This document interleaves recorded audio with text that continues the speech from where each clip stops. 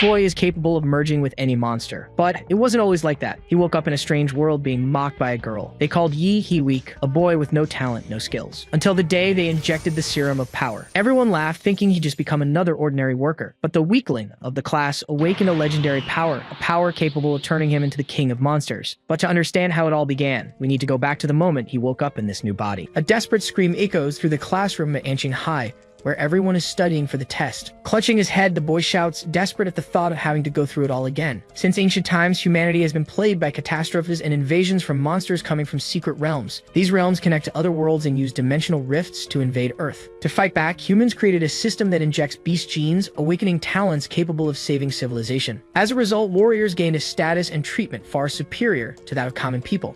The entire world entered an era where martial strength is everything. A system announces that the world introduction is complete and begins implanting memories into the host body Yiki. The young man awakens at his desk, trying to process that he is now a student named Yagi. Behind him, two classmates mock him, saying that loser Ye, he is having another nightmare. A girl sitting nearby tells him to drop out of school and become a common laborer for the rest of his days. He thinks to himself that every story with a bully protagonist seems to have an annoying girl.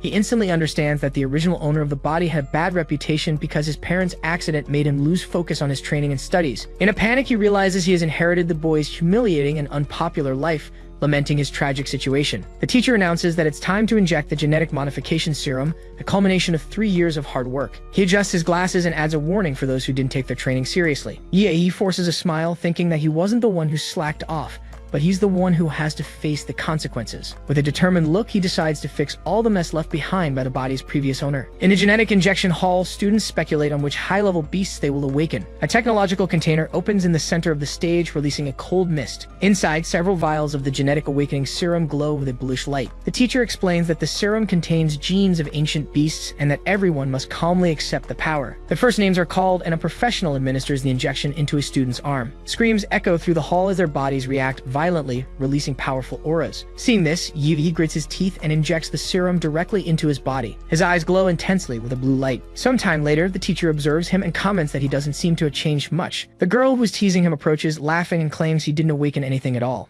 She gets even closer, mocking that warrior who doesn't awaken is completely doomed. Suddenly, Yugi feels a different energy coursing through his body, and a system panel informs him that he has acquired the infinite monster model. The girl gets angry, thinking he's faking it, but he tells her to get away. His eyes glow blue as he warns them it will be too late if they don't back away. A powerful blue aura explodes from his body, throwing the girl backward. The wave of energy knocks down nearby students, unable to withstand the pressure. A female student with a purple aura in her hands watches the scene surprised.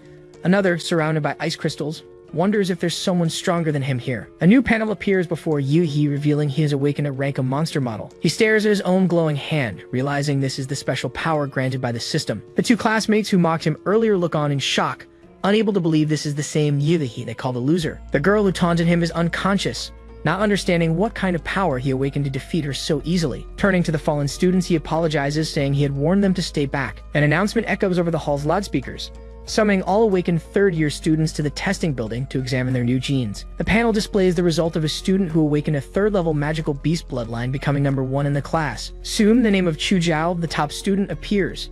He awakened the high-tier ice demon dragon bloodline. Next, a female student surprises everyone by awakening a rare stage 4 bloodline, the ethereal sparrow. Observing the results, Yi wonders why his model was classified as Class A instead of by stages like the others. His name is announced as the next one, catching him by surprise. As he notices the stares around him, he understands that everyone only admires the strongest, confirming that martial power is everything in this world. The strongest student walks confidently to the testing pod. In the audience, students comment excitedly, recalling the incredible pressure Yai he released moments earlier. Even a class of number 1 student stares at him, recognizing he might be looking at someone promising. The result appears on the panel, showing only that Yuri is a stage 3 martial disciple with an unknown bloodline. The crowd erupts in laughter, mocking his low level and calling him a loser. He leaves the testing area in silence, having already expected this. He confirms to himself that the device couldn't detect his model. At that moment, the system displays an upgrade guide, explaining that new monster models can be obtained by completing missions. A confident smile appears on his face as he realizes the true potential of his power. His eyes begin to glow again with the idea of conquering infinite models and becoming the true king of monsters. In the teacher's office, the master questions Yivehi's decision to study at home for the college entrance exam. The boy insists, explaining that he's fallen too far behind and needs special training to catch up. The teacher advises him to prepare to repeat the year since his foundation is too weak to pass the exam. With a sincere look, he begs for a chance, and the master finally gives in. Afterward, he walks alone toward the ancient warrior center. Inside, he analyzes the money he has and considers his two options for increasing his power. Examining the system data, he wonders why his compatibility with the monster template is only 3%. The answer appears: his template absorbed the power of the genetic awakening serum. Realizing he can strengthen his templates with reagents, he decides he needs to buy more serum. Using his student ID at a terminal, his eyes widen in surprise. He can feel the aura and bloodline of every warrior around him because of his new vital magnetic field. The template, named Demora, picks up the life signals emitted by every nearby creature. An uncontrollable desire to fight awakens within him, promising to show the world what it means to be the king of beasts. Suddenly, a hand lands on his shoulder, pulling him from his thoughts. When he turns around, he finds a woman who friendly scolds him for staring so openly. He apologizes and asks where he can buy genetic medicine, and she notices the typical lack of control of someone newly awakened. The woman warns him that genetic medicine is expensive and can build up resistance over time. When he asks for the price, she calculates and informs him that a beginner's potion costs about 400,000. The shock is immediate, and he asks if there's any way to get a discount. She hands him a business card, saying that a referral from a veteran warrior might help. With a smile, he thanks her and says goodbye as the woman watches him walk away. Determined, he prepares for the next step of his plan. Shortly after, he spends a large sum on supplies and a new weapon. Later that night, a flash of energy lights up the window of one of the school dorms. Surrounded by empty syringes, he absorbs the potion's energy, and his system panel shows his compatibility and stats rapidly increasing. He tests his new physique on his room's floor, satisfied with the speed of his progress. He feels that with this newfound power, he finally has a real chance to stand out in the exam. The scene shifts to an explanation of the secret realm classifications, which range from low levels to the apocalyptic S-class. Equipped and ready to fight, he arrives at an E-level secret realm, realizing the place had been explored long ago. At the reception desk, an employee hands him a ticket after he signs the liability waiver. Outside, he stares at a massive, swirling blue portal, the rift to the secret realm. A wild smile spreads across his face as he declares that this is the beginning of his journey to become the king of beasts. He runs and leaps with all of his might toward the portal. His body is swallowed by the blue energy swirling inside the dimensional rift. Just after crossing through, he lands on the other side and slides across the ground to absorb the impact. Lifting his gaze, he's struck by the magnificent landscape, where 3 planets can be seen between the treetops. As he moves through the forest, he spots a red creature hiding behind a bush. A blade-fanged rabbit, a first-level beast, leaps aggressively at him. He grabs it by the ears, showing that he had already sensed its presence with his vital magnetic field. A single punch is enough to defeat the creature instantly. He examines the magic core extracted from the monster, calculating the value and efficiency of the hunt. Uninterested in wasting time on weak beasts, he discards the core and moves on in search of a second-level enemy. Suddenly, the ground ruptures before him, revealing a giant demonic larva. He wields his dagger with a smile of pure excitement, satisfied to have finally found the challenge he was looking for. The scene shifts to the E-class secret realm, Anqing No. 3, a place covered in strange flora under an alien sky. He blocks the giant larva's attack with his sword.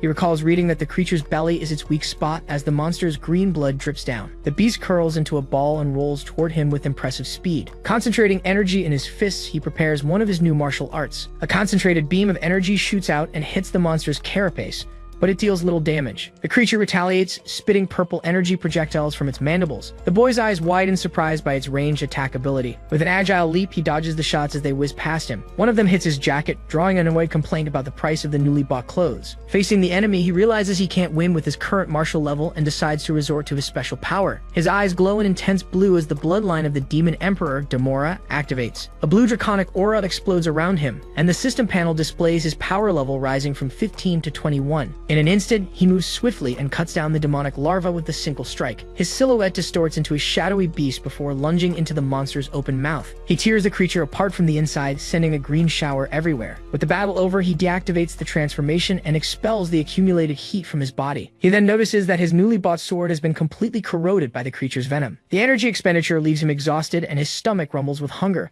but he has no food with him. Suddenly, an incredibly fragrant aroma fills the air. The source of the scent is the green-grade magic core extracted from the demonic larva. Without a second thought, he swallows the core, which dissolves and releases energy inside him. A blue aura envelops him as the system announces an increase in his compatibility with the monster template. A wide grin appears as he realizes the magic cores are far more effective than the expensive potions. Tears of regret stream down his face as he remembers the money wasted on useless items.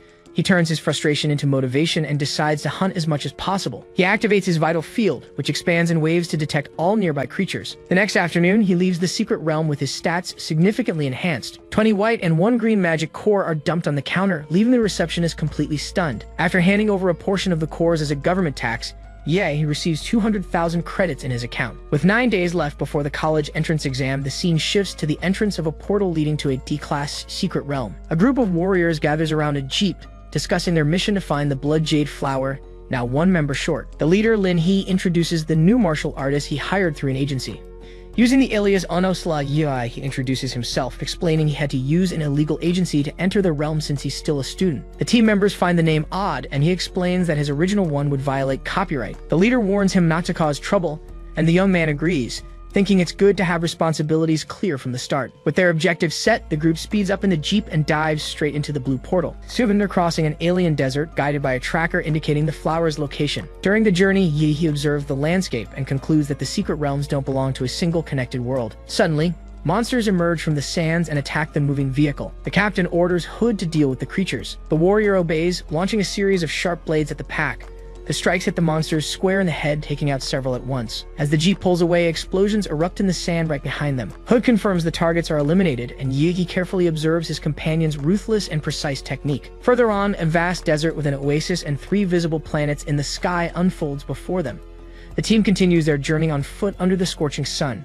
Curious, Yi asks why they are using the jeep, and the leader explains that the engine noise would attract more monsters. The captain begins to assign roles, defining who will throw grenades, who will set traps, and who will be on the front line. Pointing at Yi, he orders him to just watch, and he agrees with a relaxed gesture. A stun grenade is thrown toward the oasis, exploding and releasing pheromones to attract predators. The detonation awakens a colossal earth dragon, a level 2 monster that emerges furiously from the dust. Meanwhile, in another part of the desert, a mysterious figure approaches. A bald man in sunglasses licks the blade of his dagger with a smile. Captain Lin leads with precision, finishing the earth dragon with a single clean strike. The creature collapses, and the team wonders if it's finally been defeated. Sheathing his sword, the leader orders everyone to press forward without wasting time. Suddenly, a massive claw erupts from the sand, and one of the warriors screams a desperate warning. He reacts instantly, leaping up and preparing to counterattack. A devastating punch is thrown, forming a pillar of energy that disintegrates the monster in seconds. The others watch in shock, unable to believe a rookie could possess such strength. They surround him enthusiastically, congratulating the young man for saving the captain and accepting him as a true comrade. One of the warriors holds the dragon's soul essence, a red orb pulsing with energy. Amidst admiring comments, they explain that the item can enhance a martial artist's genetic model. Captain Lin sighs in relief, believing the worst is over. But in that same instant, a blade pierces him from behind, paralyzing him with surprise. Screams of horror echo across the field as the team tries to understand what just happened. Turning with great effort, the captain faces the traitor, Hood, one of his own comrades.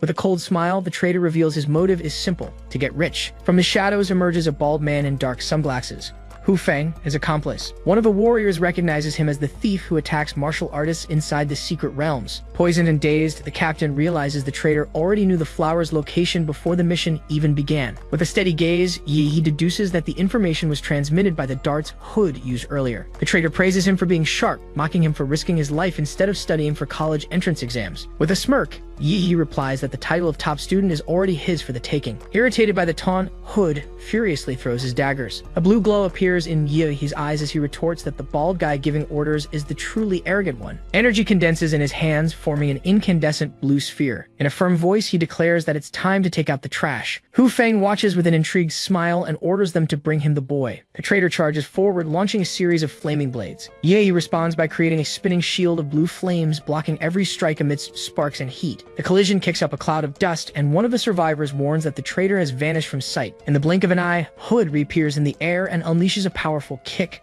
As Yi braces for the counterattack, he concentrates a sphere of blue energy between his fingers, taking the perfect opportunity to test his new skill. A beam of energy shoots out, hitting the traitor square in the chest. The team members watch in shock, unable to believe a rookie defeated a veteran with a single blow. He blows on his fingertip as if it were a gun, as the traitor's defeated body falls to the sand. Furious, Hu Feng points and demands to know which great family he comes from to possess such a powerful genetic technique. A massive dragon projection appears behind the young man, who ironically replies that he belongs to the demon clan. Hu Feng scoffs, stating that even with a genetic technique, the difference in their martial levels is immense.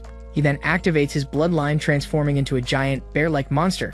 He announces the name of his martial technique, Peak Shaker. He moves in and strikes first, hitting the creature's leg with an energy blast that makes it scream in pain. The monster counters with a powerful punch, trying to smash him into the ground. He narrowly dodges as the impact of the fist carves a crater in the sand. The villain grabs him and fires a volley of purple energy spikes from his back. He drops to one knee and unleashes a purple energy shockwave that spreads in all directions. When the attack ends, he leaps at him with a fist charged with energy and announces, "Now it's my turn." He concentrates all his energy into a flaming punch, delivering his most powerful blow. The attack hits the monster square in the chest, generating a blue energy explosion that completely consumes it. Hu Feng's body falls to the sand, reverting to his human form, utterly defeated. The other team members watch in a state of shock, stunned by the overwhelming power they just witnessed. Defeated, the villain curses Yahello with his last breath, vowing that such a wicked master will be punished. With his eyes glowing, Yahello glares at him coldly, questioning who he thinks he is to curse him. The martial arts admission exam begins at the An City Central Sports Stadium. The crowd roars as the announcer declares the competition will be a single elimination tournament. Students will need to win 3 matches until the year's top scorer is decided.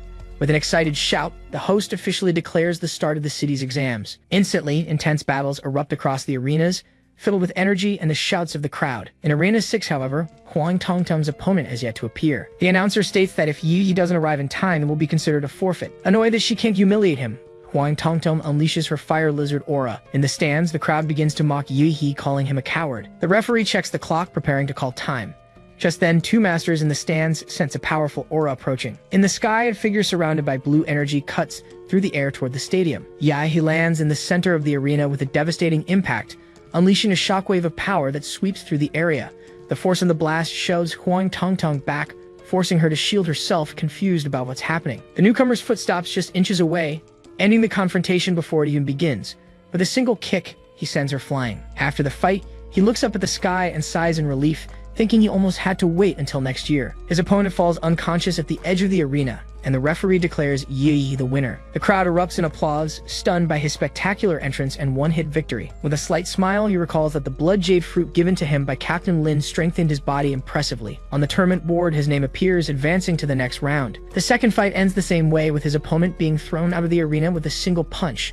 In the third, he defeats his opponent again with just one kick, launching him into the air. The audience hails him as one-kick Superman for his overwhelming victories. With 3 wins secured, the announcement confirms his advancement to the 3rd round. Soon after, several university recruiters surround him, offering scholarships and spots in their institutions. For a moment, he considers which one to choose. Then he smiles confidently, gives a thumbs up, and declares he wants to join Huadu University. The recruiters walk away disappointed, and Yi thinks he can't blame them for doubting him, since Huadu is the top martial arts university in the country. With a manic grin, he decides he'll shut them all up when he takes first place. Shortly after, 2 officials approach and ask for his cooperation for a level reassessment. One of the officials grabs him and shouts in disbelief, seeing his power has jumped from the 3rd to the 9th level in just half a month. He explains that he followed his late father's advice and went to the secret realm, where he broke his own genetic limit during a battle. The 2 officials stare at him in shock, breaking into a cold sweat at the absurd revelation. Without wasting time, they rush to report the incident, while the young man understands he has become a person of interest. In various parts of the city, parents and friends watch the broadcasts, proudly cheering for their children. Sitting alone in the waiting room, Yi scrolls through the news on his phone.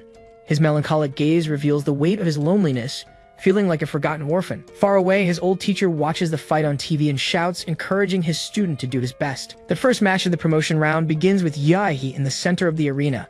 His opponent is Lu Xuan, the top-ranked student from another school, who possesses a rare bloodline and is the heir to a family of warriors. With his eyes glowing blue, the young man calmly awaits his rival's first move. Lu Xuan smirks arrogantly, certain the outcome won't change, no matter who stands before him. Confidently, he releases his energy and awakens the power of his bloodline, ready for the clash. He lunges forward and unleashes a lightning claw strike, yelling that he will die if he isn't lucky. Even with the attack rushing toward him, the young man shows no fear. He grabs his opponent's hand and comments on the lack of strength in his strike. A scream of pain echoes as Lu Xuan's hand is completely crushed. He lifts his arm and slams him into the ground with devastating force, creating a crater in the arena. With a calm smile, he asks if there are any decent contestants, as the announcer declares another victory. The announcer calls another instant knockout, this time against the tournament favorite, Lu Xuan. He becomes an online sensation, with the public admiring his calm demeanor and mastery of his skills. The crowd goes wild, chanting his name and calling him One Kick Man. As Lu Xuan is carried away on a stretcher, a blue-haired student watches him from a distance. With a firm gaze, he vows to defeat Yahello in the final round. In the Huadu University broadcast room, an official demands a full report on the young man in 30 minutes. The scene shifts to another arena, where the second group's fights continue at a fierce pace. Kei Shaoling, known as the queen of her school, taunts her opponent for maintaining an apathetic expression. On the other side is Liu Qingzu, the untouchable flower, who remains silent and focused. The referee blows the whistle, starting the match. Kai Shaoling charges with a direct strike, promising to see how her rival will react after being knocked down. Liu Qingzhu prepares herself and activates her family's secret art, enveloping herself in a serene and powerful aura. A cutting energy attack shoots from her hands and collides with her opponent's blow. The two exchange strikes at incredible speed, moving like shadows through the air. Liu Qingzhu scolds her opponent for not fighting seriously and counters with a flaming kick technique. In a swift move, she traps her adversary's hand within a rotating current of air. Kai Shaoling panics as she realizes she's trapped and can't break free. Seizing the opportunity, Liu Qingzhu unleashes the primordial chaos finger, an advanced-level martial technique. The announcer shouts in surprise, unable to believe a high school candidate has mastered something so powerful. Cornered, Kai Shaoling activates her bloodline, summoning the image of a flame tiger behind her. The manifestation takes form and charges ferociously at Liu Qingzhu. With a wild look in her eyes, she challenges her rival to show her legendary ethereal phoenix bloodline. Liu Qingzhu remains calm and replies that what she's already shown is more than enough. Furious, Kai Shaoling unleashes even more power, screaming that no one beneath her level can challenge her. The two collide in the center of the arena, one wielding fiery claws, the other guiding pure energy. Liu Qingzhu moves like a phantom, effortlessly dodging the attacks and counterattacking from below with a devastating kick. With her eyes glowing, she finishes with the primordial chaos jade finger. The energies clash, and an explosion of light and dust engulfs the arena. The crowd holds its breath, eager to see the result. When the dust settles, only Kai Shaoling is left standing. With a tired look, Kai Shaoling realizes the battle isn't over yet. In the next instant, her body gives into exhaustion and she collapses, revealing Liu Qingzhu as the true winner. The announcer declares her the champion, hailing her as a genius of her generation for her extraordinary skill. The scene shifts to the drawing ceremony for the Final 8 tournament. Yu He is called up and approaches to draw his sphere. Upon opening it, he discovers the symbol that places him in Group A. Soon after, a muscular student named Shen Guan walks up, revealing he's also in the same group. In a casual tone, he suggests they watch the first match while they wait for their turn. On the big screen, Chuju appears, defeating his opponent with ease. The announcer calls his victory, and Shen Guan remarks that he's from the same school as Yehi. The rival school's principal clenches his fist, angered by his student's defeat in the tournament's opening match. Curious, Yehi asks Shen Guan how the defeated fighter compares to him. With a confident smile, the young man brags about his strength, saying he's the president of his school's martial arts club. Staring at Yehi, he states that in this year's exams, he considers him his only real threat. He explains that his senses have always been sharp, and that he can feel the dormant beast inside his rival, ready to awaken. With a slight smile, he calls him to the arena, saying it's their time. The two step up for the second match of the Final 8 tournament. The announcer calls the long-awaited showdown between Shen Guan of Qingfeng Private School and Yi He of Anqing First Senior High. The competition to decide Anqing's top 4 rages on. In the arena, Yi He and Shen Guan trade blows with raw power and devastating energy. The crowd reacts in shock at the intensity of the clash. With a bloody nose, Shen Guan grins and taunts him, asking if that's all his bloodline can do. His opponent raises a martial energy barrier, surrounding himself with a solid defense. Ye's eyes glow blue, and a smile forms on his face as he realizes he's facing a monster who shouldn't be underestimated. Shen Guan takes his stance, ready to show the true martial art passed down by his family. He charges forward, fists covered in energy, and unleashes the stag's peak strike. The speed catches Yahello off guard, and he takes a direct hit. For the first time, the one-kick Superman has been struck. The impact makes him spit as he slides backward. He digs his foot into the ground to steady himself, cracking the arena floor. Shen Guan gives him no time to breathe. Launching another attack, that bears collision. The shockwave hits him with brutal force, but Yi manages to block it, realizing none of his previous opponents had this level of experience. He holds his guard firm, waiting for the next move. Shen Guan grabs him, revealing he can not only inject his martial energy, but also lock down his opponents. He then throws him into the air with the ape's toss. Behind him, the aura of a fire tiger manifests, roaring fiercely. With muscles tensed, Shen Guan leaps toward his target with the tiger's pounce. In midair, the strike evolves into the eagle's dive, hitting Yi with devastating impact. The young man's body is thrown back, crashing into the ground and creating a crater in the center of the arena. Shen Guan crosses his arms and laughs, convinced of his victory. The medical team prepares to enter as the announcer begins to call the match. Suddenly, Shen Guan's smile vanishes as he sees the ground shake. A blast of dark blue aura erupts from the crater, sweeping across the arena with chaotic energy. From the shadows, a hand covered in sharp claws plants itself on the ground. He emerges clad in dark armor that pulses with lightning and growing power. In a firm voice, he states that for his rival's sake, he is the first to witness this transformation. Shen Guan stares, stunned, realizing that besides Liu Qingzhu, there is another genius in Anqing with the personification of a magical beast. Facing Yu He's complete form, he feels the crushing wave of his bloodline awakening. In the control room, an examiner watches the nuclear radiation meter hit its limit. In response, the evaluators raise a martial energy barrier to contain the leak that threatens to escape the arena. In the stands, the students buzz with excitement, trying to guess what mysterious and powerful beast Yi had awakened. The young man knows the creature of his bloodline doesn't exist on this planet, which is why no one recognizes it. Shen Guan's nose starts bleeding again, and he realizes his martial arts shield can no longer contain the energy radiating from Yehi. With no other choice, he also activates his bloodline awakening, taking the form of the Golden Star Ape Demon. With a shout, he unleashes his martial art, creating a strike that takes the form of a golden serpent. Yehi faces the attack and prepares to counter with his own technique. In a single motion, he throws the Obliterator Fist, completely dissipating the energy serpent. Shen Guan looks at his arm, aware that it would have been destroyed if he hadn't released his full power in time. With a steady gaze, Yehi declares that no matter how skilled he was, the outcome of this fight would not change. The two rivals face each other in their transformed states, a third-order bloodline king against a rare and unknown magical beast. Shen Guan feels the weight of Yehi's strength, realizing he can only advance by making a strategic retreat. As he tries to gauge the next move, his opponent lunges forward, warning him not to get distracted. A series of strikes is unleashed with sharp claws. Shen Guan reacts instantly, channeling the Golden Serpent Strike. The attack is blocked by hand as Yehi firmly grabs his opponent's fist. In an instant, he reveals that his real target is behind him. A tail slices through the air towards Shen Guan's back. Suddenly, a colossal foot materializes high above, about to smash the field. The impact makes the arena tremble, kicking up dust and stone fragments. Shen Guan lands on the giant foot, only to realize his enemy has already vanished. A few meters away, Yehi appears with his arms crossed, unharmed and imposing. He takes a single step forward, cracking the ground, and announces that now it's his turn. A wave of blue energy explodes from his body, tearing through the air like a devastating blast. The impact hits Shen Guan head-on, forcing him to retreat and revert from his transformation. Falling, he bows his head and declares his surrender. Yeah, he sighs in frustration, lamenting that he had to hold back his power just when he was ready to fight. He retracts his claws and decides to end the match, exhaling a blue smoke that betrays his suppressed effort. Back in human form, he runs a hand through his hair, remembering that the rules forbid him from attacking after a surrender. The stands erupt in euphoria, and his classmates shout Brother Yi's name, celebrating his victory. Across social media, videos and memes show the contrast between Shen Guan's initial confidence and his humiliating defeat. The comments multiply, proclaiming Yehi as the highest scorer in the exam. In the principal's office at Kingfing Private School, the principal grinds his teeth in a rage. He confronts Shen Guan, screaming about the money he invested and calling him ungrateful. With a firm expression, the young man places a hand on his shoulder and says he only surrendered so he wouldn't end up in a coffin. He warns that it's not wise to threaten someone stronger. The principal turns pale and starts to sweat,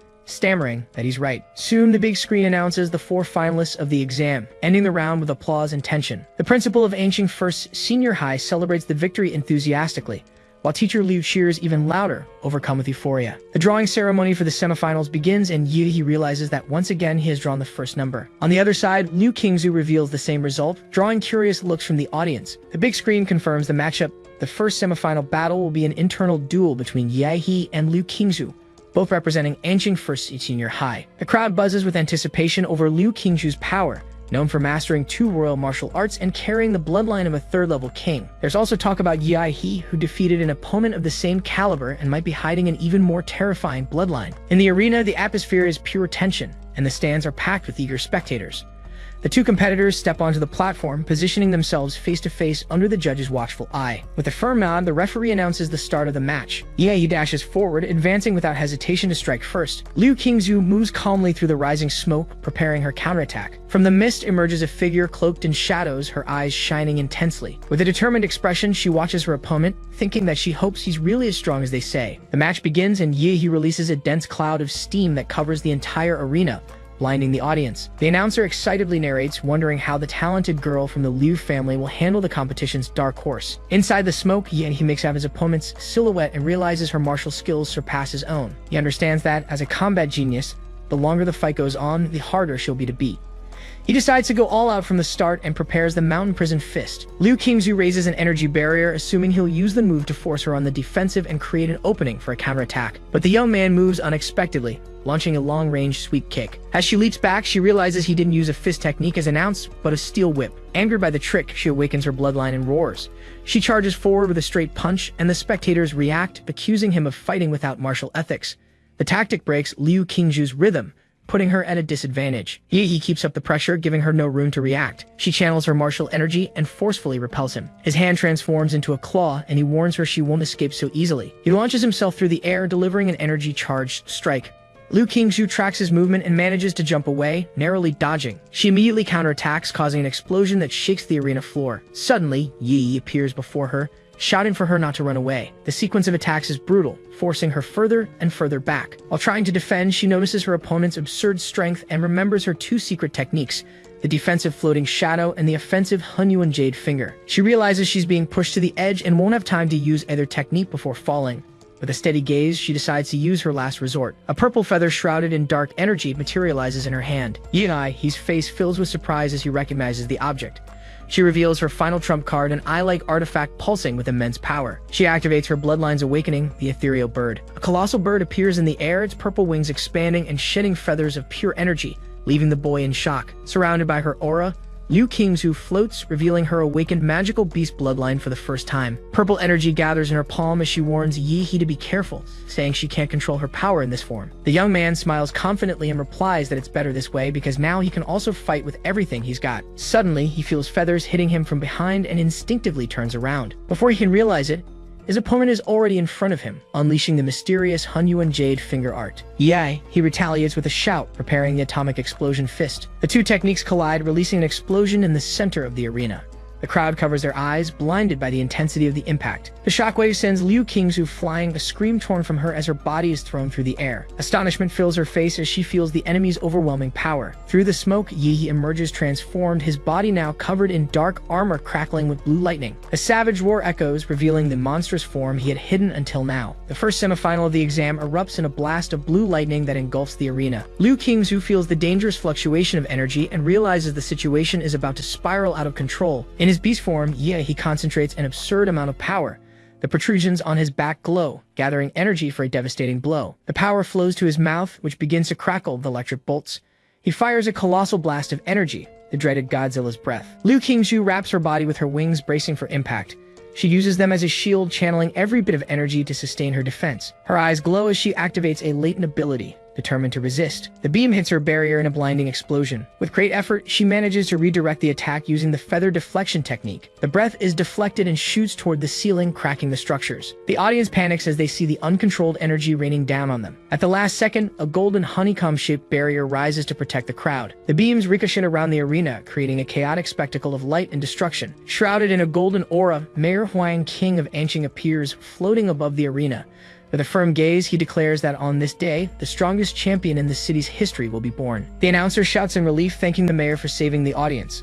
Amidst the debris, blood drips, forming a puddle on the cracked floor. Liu Qingzhu remains standing, wounded and exhausted, her clothes tattered and her wings weak. Her face shows astonishment as she realizes her defense was shattered by a single blow. Doubt eats at her. Can she really defeat him? A memory surfaces.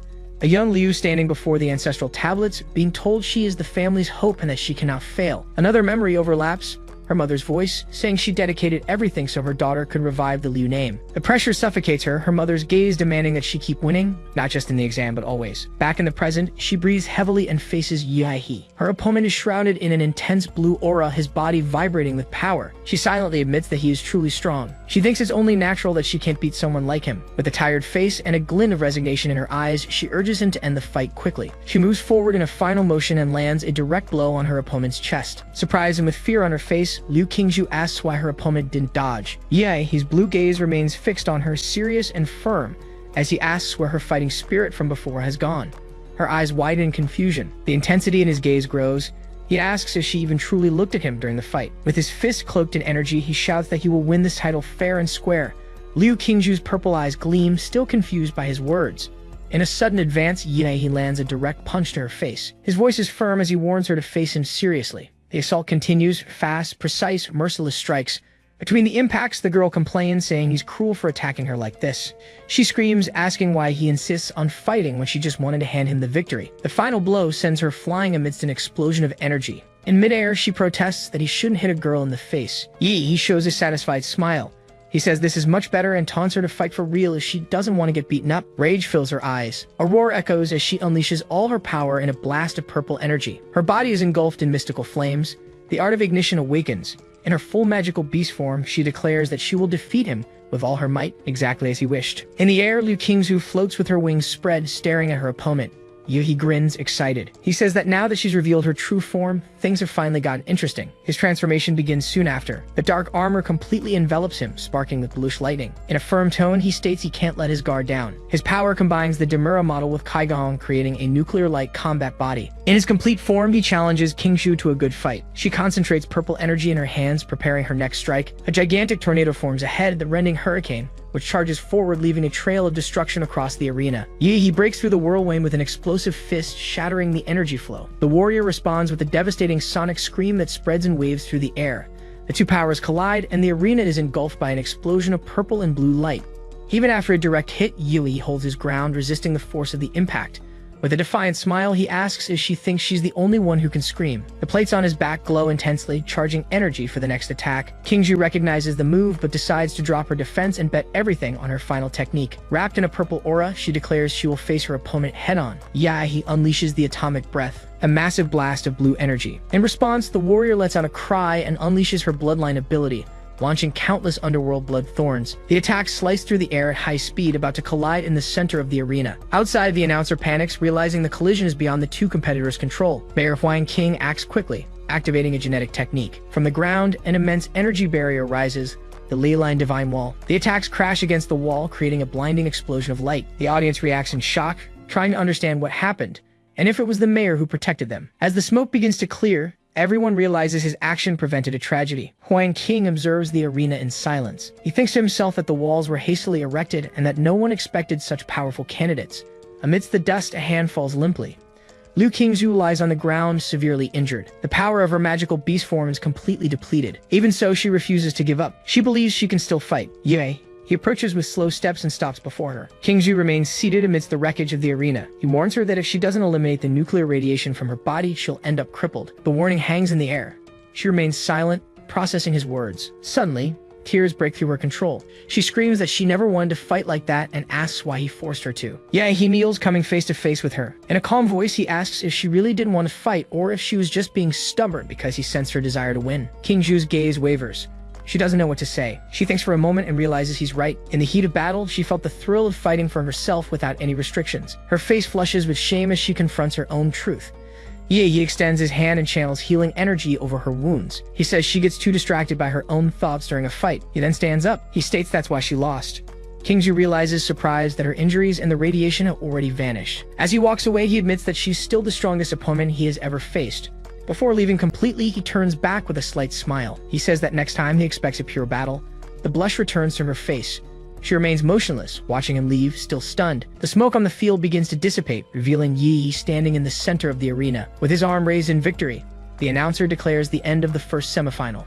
He is the winner. After Yi's victory, Chu Zhao also wins his match, and the fight for first place is about to begin. The final showdown is announced. Yi, the dark horse, versus Chu Zhao, the favorite known as Apex. The broadcast viewership explodes, nearing 50 million viewers. The finals begin. Surrounded by an icy aura, Chu Zhao invites him to attack. He gives a savage grin and challenges him to come in with everything he's got. Chu Zhao lunges forward at high speed, but Yi remains still and activates the 7-star steps technique. He gathers his energy, preparing the atomic fist. With a shout, he unleashes the explosive strike, generating a powerful shockwave. Chu Zhao reappears and realizes his opponent attacked all the copies instead of searching for the real one. Facing the crater left by the impact, he admits he can't face him on equal terms and calls him a monster. With a glint in his eye, he decides to wear him down by fighting from a distance. Then he awakens his bloodline and the image of an ice dragon appears behind him. He unleashes the ice pulse, covering the entire arena with sharp spikes that sprout from the ground. The power is so intense it forms a gigantic iceberg, freezing Yi inside it. Chu Zhao feels the strain of the attack and is exhausted by the icy blast. Suddenly, an intense light shines from within the block of ice, which begins to melt. The iceberg shatters into pieces in an eruption of flaming energy. Chu Zhao is shocked, unable to believe he escaped so easily. Among the debris, Yi faces his opponent as another blast of ice is launched. The blue sphere rushes forward but effortlessly dissipates. Yi steps onto the frozen ground and says the ice dragon's power never worked on him. In his full armor, he states he has a clear advantage in the fight. Chu Zhao lowers his gaze, acknowledging that the gap between them is too wide. He raises his face and announces he will use his final move, a technique he was saving for Liu Qingzhu. An immense sword of pure ice energy forms before him. Mayor Huang King recognizes the dreaded soul-reaving sword intent. Chu Zhao launches the sword in a final desperate attack. In his beast form, Yi holds the broken ice sword and says that when his opponent gets a better weapon, he might have a chance. Chu Zhao stares at him, shocked and breathless. The shards of the sword melt on the ground. He asks what kind of chance he would have. He smiles and replies that maybe it's a slightly better chance than becoming a successful simp. Chu Zhao raises his arm and declares his surrender. The announcer declares Yi the grand winner of the ancient entrance exam finals. His friends celebrate euphorically, shouting that he was right all along. On social media, a post goes viral saying the dark horse truly was a dark horse to the very end. The city is filled with billboards featuring Yahello's image, celebrated as the student who went from the bottom of the class to become the strongest in ancient history. In the arena, the entire crowd chants his name in unison. The announcer officially declares that after 3 days of colossal battles, the top scorer of the entrance exam has finally been born. A reporter approaches and asks what Yi has to say about his journey to the top. With a nervous and emotional expression, he begins by thanking his teacher for never giving up on him. On the other side of the screen, the teacher hugs the TV and cries, feeling guilty for not realizing the student's potential sooner. He tries to continue his speech but stops when he sees the school principal gesturing frantically in the audience. The principal enthusiastically announces that he will receive a $2 million scholarship for promoting the institution's name. With dollar signs in his eyes, Yi thanks the school and praises the principal's wise leadership. Then he raises his fist and shouts that he wants to thank himself for all his hard work and genius. A system notification appears, congratulating him on the title of top student and rewarding him with a random model ability. His blue eyes shine with surprise as he realizes the model also has an achievement system. Later, in the stadium hallway, the crowds have thinned out. As soon as Yi steps out, a mob of reporters surrounds him, firing off questions about his victory and his future. One of them even shows him photos of Liu Qingzhu and Kai Xiaoling, asking which one he prefers, much to Yi's disgust. With no patience for interviews, he forces his way through the crowd and starts running down the hallways. After a while, he manages to lose them in an empty basketball court. Alone, he celebrates in relief, excited by the discovery that he can get new models through the system's rewards. Suddenly, a dark voice congratulates him on his victory. He is startled, thinking it's another reporter. The man introduces himself, saying he's not from the press, but someone from Huadu. He gets closer and says he wants to talk about genetic locks. He is shocked to hear the term. Confused, he remembers his powers came from the monster model and tries to figure out who this man is and how he knows so much. The visitor asks if he heard that expression from his father, and he confirms based on the original body's memories. The man then questions how an ordinary taxi driver would know a term so far outside his field. Yi's eyes widen at the possibility of a huge secret behind all this. The man hands him an envelope explaining that due to his special situation, Huadu can release a confidential document. Surprised, Yi opens the envelope and starts to read. The paper talks about Prometheus, an old genetic research institute whose scientists were forced into hiding after an incident. He wonders aloud if the theory is that his father was a senior researcher at Prometheus and he is the secret result of that research. The man reassures him, saying that since he's involved, he has the right to know the truth. He also guarantees that, as a high-value prospect for the country, his safety will be a top priority. He grimaces, thinking about how fame only attracts more trouble and how society adapts way too quickly. The man says his goodbyes and leaves, leaving him alone on the court. He takes a deep breath and goes back to celebrating, pleased with his exam results and even more so with the chance to draw a new model ability. Without wasting any time, he activates the gacha system to receive his reward. A sphere of dark, purple energy forms in front of him. With his eyes gleaming, he watches the energy writhe. A card shrouded in a dark aura emerges from the portal. From it, a gigantic blue skeletal humanoid appears, a D-rank model. On the system screen, the details of the new supergiant humanoid model appear with abilities for gigantification and superheated steam. His eyes widen as he realizes the model's abilities can overlap. He wonders what the result of combining his two powers would be. With the image of a colossal monster rising behind him, he declares that he will become the true king of monsters. Elsewhere, a man named Hu Long cancels all his future appointments for personal reasons. He crushes his phone with a single finger. His face twists in fury, and his purple eyes glow with a frightening intensity. An investigator in a hazmat suit informs him they haven't found his brother's body in the secret realm. On a screen, Huolong watches a video showing the moment his brother is hit by his radiation blast. He regrets that his brother didn't listen to his warnings, the same younger brother he had promised his mother he would protect. Watching the recording, he comments that it's a shame the universities won't witness his enrollment. Back in his dorm, Yi is notified that he has a delivery. He picks up an envelope, wondering who would have sent him something right as he was about to test his new model. Opening it, he finds a letter from Chu Zhao inviting him to explore a new secret realm rift that will open that afternoon. He grimaces, wondering what era his classmate is living in to still be using letters, and if he might be a time traveler. On Redwood Mountain, the sun sets, painting the sky in shades of red and orange. A crowd of warriors and adventurers gathers, eagerly awaiting the opening of the new secret realm. Among them, Xu Zhao waves to Yi, who has just arrived. He comments that his friend looks stronger, and he replies with a smile that he used the prize money to increase his new model's compatibility. Then he asks which university he plans to attend. Xu Zhao says it'll be Huadu University, and he realizes they'll still be classmates. At that moment, the sky tiers open. A gigantic rift of purple energy rips open, radiating light across the entire mountain. From within it, a shadowy creature of absurd proportions emerges, a monster with multiple heads and glowing green eyes. The three-headed creature roars at the crowd of warriors gathered on the mountain. One of the leaders shouts for his comrades to defeat the monster and enter the secret realm. Dozens of warriors charge the creature, ready for battle. The monster panics at the number of enemies and tries to retreat, only to get stuck in the crevice. An explosion of purple feathers fills the air, and the creature is brought down by the hunters. Inside the secret realm of Redwood Mountain, the forest stretches out, covered in red-leafed trees. Yi, Chu Zhao, and other warriors follow the trails between the trees. Suddenly, Yi catches a strong scent in the air. He realizes it's a tide of beasts, monsters that have been lying in wait for some time. The warriors prepare to fight, and one of them orders them to prioritize eliminating the monsters and containing the onslaught. The battle begins with brutal clashes between hunters and creatures. Xu Zhao activates his bloodline ability. With his ice sword, he finishes off a few wolves. He dodges a monster with red eyes and sharp claws. Yi charges forward with the explosive atomic fist and defeats the creature. He warns Xu Zhou about what's coming from behind, and the boy thanks him. The two look out over a field covered in bones and conclude that none of these beasts are worth the effort. Xu Zhao turns and is shocked by the pile accumulated around Yi. He realizes the monsters were melted by large-scale radiation. Surrounded by a blue aura, Yi prepares to attack again. Further back, a group of warriors comments on how the fight in the rear ended so quickly. One of them explains it's because of the gunner from Anqing. Another doubts his student could have done that, but his companion retorts that the young man could take down 10 like him. The warriors start pushing the remaining monsters toward Yi. Suddenly, a signal comes from the front line. The leader of the tide has been defeated. The horde begins to retreat. The survivors regroup, and Xu Zhao realizes that out of thousands, only 800 warriors remain, many of them wounded. Panting, he approaches, carrying a giant bag full of monsters. Xu Zhao offers his storage ring to hold everything, and he is impressed by the boy's wealth. They see a group of warriors returning, and the others comment that without their help, they would have collapsed from exhaustion. The crowd gathers around the leader who has just arrived. He introduces himself as Wu Sen, leader of the Silver Wolf martial arts group. He invites Yi to join them, offering an ace-level member contract. The surrounding warriors are impressed, knowing it's a rare and valuable opportunity. Suddenly, a woman appears riding a tiger of purple flames and accuses Wu Sen of trying to poach talent. She makes her own proposal, offering Yi 15% of the monthly training resources. The crowd is even more shocked to realize that the two largest martial arts groups are competing over a high school student. Yi politely declines, saying that for now he has no plans to join any group. Wu Sen accepts his decision, shakes his hand, and makes it clear that the door will always be open in the future.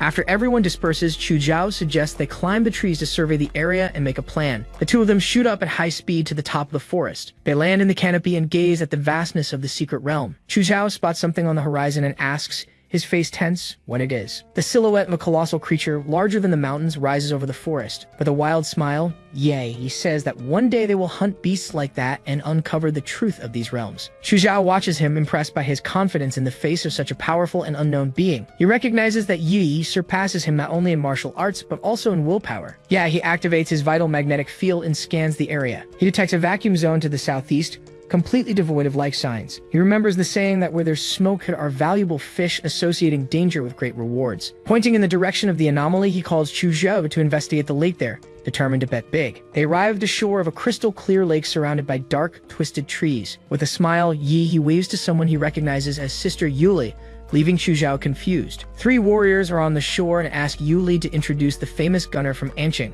Yi approaches and asks how long they've been there. Yuli explains they just arrived and sent two companions to explore the lake. Two group members emerge from the water, agitated. One of them shouts with euphoria that he found a relic at the bottom of the lake and that they're all going to be rich. The group celebrates the discovery, overcome with excitement. Yi asks what relics are, and Xu Zhao explains they are mysterious buildings from ancient civilizations, from which modern martial arts originate. One of the warriors notices their presence and stares with suspicion.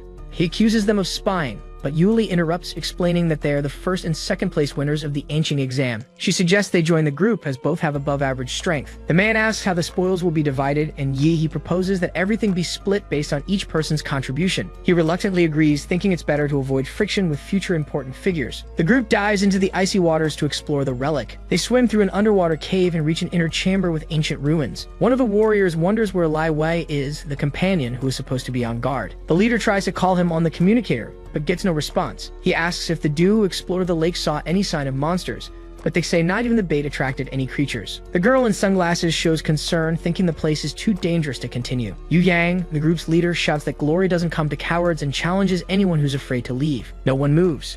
The group advances together through a narrow, dark passage in the cave. Ahead, strange footprints appear on the damp ground. Yevigi observes the scene with a feeling that something is wrong. He communicates silently with Xu Zhao, pointing out that their story doesn't add up. He explains that they found the cave too quickly. as if they had a map or some hidden trick. Chuzhao suggests they warn Yuli and get out of there. He reassures him, saying he has an ace up his sleeve. The group arrives in a cavernous chamber filled with green vines and tentacles. They find the skeleton of a beast and a dull monster core, realizing that all the creatures in the place were devoured long ago. Yuli approaches Yu Yang and questions him about the relic he mentioned. One of the women in the group points upward, terrified. Lai Wei's body was trapped in the vines. Yuli and the other girl stare at the scene, horrified. Yu Yang collapses to his knees, screaming about the missing relic. Another warrior panics upon seeing vines growing on his body and warns the others to run. He is struck as an eruption of green tentacles occurs. The survivors freeze, realizing they might also be infected. A sphere of blue light crosses the air and hits one of the warriors. He vanishes instantly, and everyone is in shock. He watches, impressed by the monster's intelligence. He realizes the creature used one of the warriors' data as bait to lure new prey into its territory. Tentacles emerge from the water and block the passage they entered through, cutting off their escape route. Chuzhao recognizes the creature from his studies, the Phantom Demon Vine, a second-level king-class beast. Yuli panics at the revelation, but Yu Yang furiously shouts that he doesn't care about the level and tells everyone to pulverize the thing. He gives an insane smile and declares that he came to defeat it. A colossal explosion shakes the chamber. A muscular man emerges from the smoke, and the warriors recognize him as an 8th-level combatant. He stares at the man with irony and asks if anyone is still rooting for him. The warrior explains that after hearing about the use of nuclear radiation, he knew he would be in the secret realm and started following him. He reveals that he tracked him to the cave but was blocked at the entrance. With a confused look, he asks who he is since he's never seen him before. The man gets angry, yells at him to stop pretending, and lunges forward to attack. The monster's vines wrap around his body, and he realizes he's been lured into the creature's lair. Angrily, he wonders if this was all part of Yi's plan. As he fights the energy-draining vines, he curses for falling into a trap, leaving Yi even more confused. Furious, he unleashes an explosion and shouts that his real target is Yi. The force of the detonation makes the entire cave shake and begin to collapse. Yuli screams in terror for everyone to get out of the way. He activates his giant model, and a blue aura with electric sparks envelops his body. He throws a devastating punch and shockwaves ripple through the water.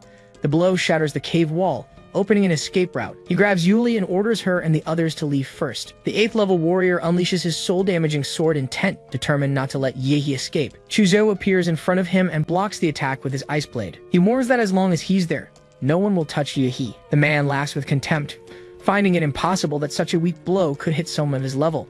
Suddenly, Yi appears behind him and calls him a chatterbox, asking where he's looking. He lands an explosive atomic fist and sends him flying. The force of the impact tears through the cave. He tells Chuzhou to get out because the enemy is too strong for him right now. Chuzhou refuses to retreat and asks to handle the opponent himself. Outside the cave, Yuli and the others see the lake water churning violently. She runs to Chuzhou, who has just emerged, and asks where Yi is. He looks back with a tense expression without saying a word. Deep in the lake, an eruption of blue energy explodes.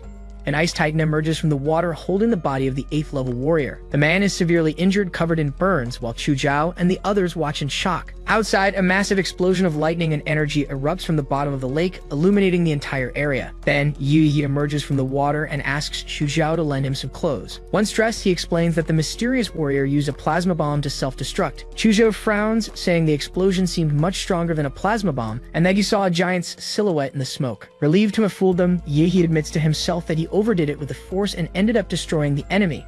But at least he got the Vine's magic core. Yuli and her group thank him for saving them and promise compensation, but he refuses. With a sinister smile, Yi tells Chuzhou that now it's time to defeat the real monsters. 3 days later, the two cross the exit portal of the secret realm. They land outside and look up, surprised by the place's transformation. In just a few days, the region has turned into a bustling small town, with transport planes crossing the skies. At the evaluation center, he throws a huge bag of loot onto the counter and tells the attendant to be careful. He smiles and warns that he brought a lot of stuff, so they'll have a hard time finishing the appraisal by noon if they don't hurry up. He starts emptying his storage ring. One bag after another piles up on the floor, forming an impressive heap.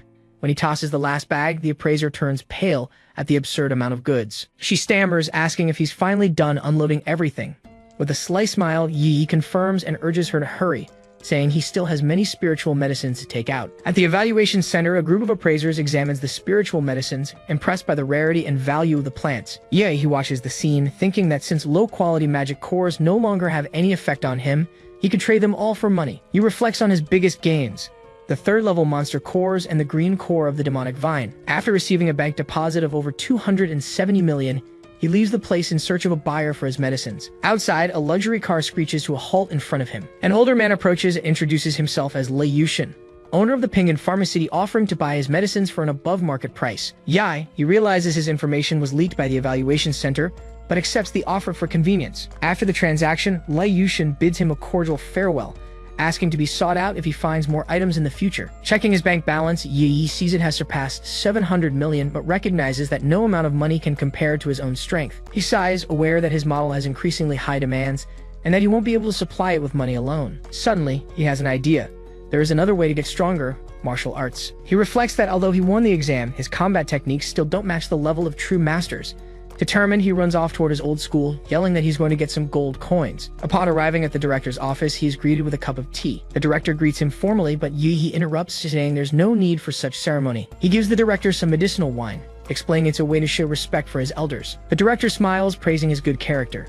Then Yi reveals his true goal. He wishes to learn powerful martial arts and asks for help in finding a family willing to teach him. With firm, determined eyes, he pleads for a chance to improve. The director, impressed, agrees to introduce him to someone. He praises the director's wisdom, and they both laugh, satisfied with the agreement. The next day, while Yi is training, the director calls to inform him that he has already made the arrangements. He reveals that the Liu family of Anqing is willing to teach him their secrets, leaving Yi surprised by the news.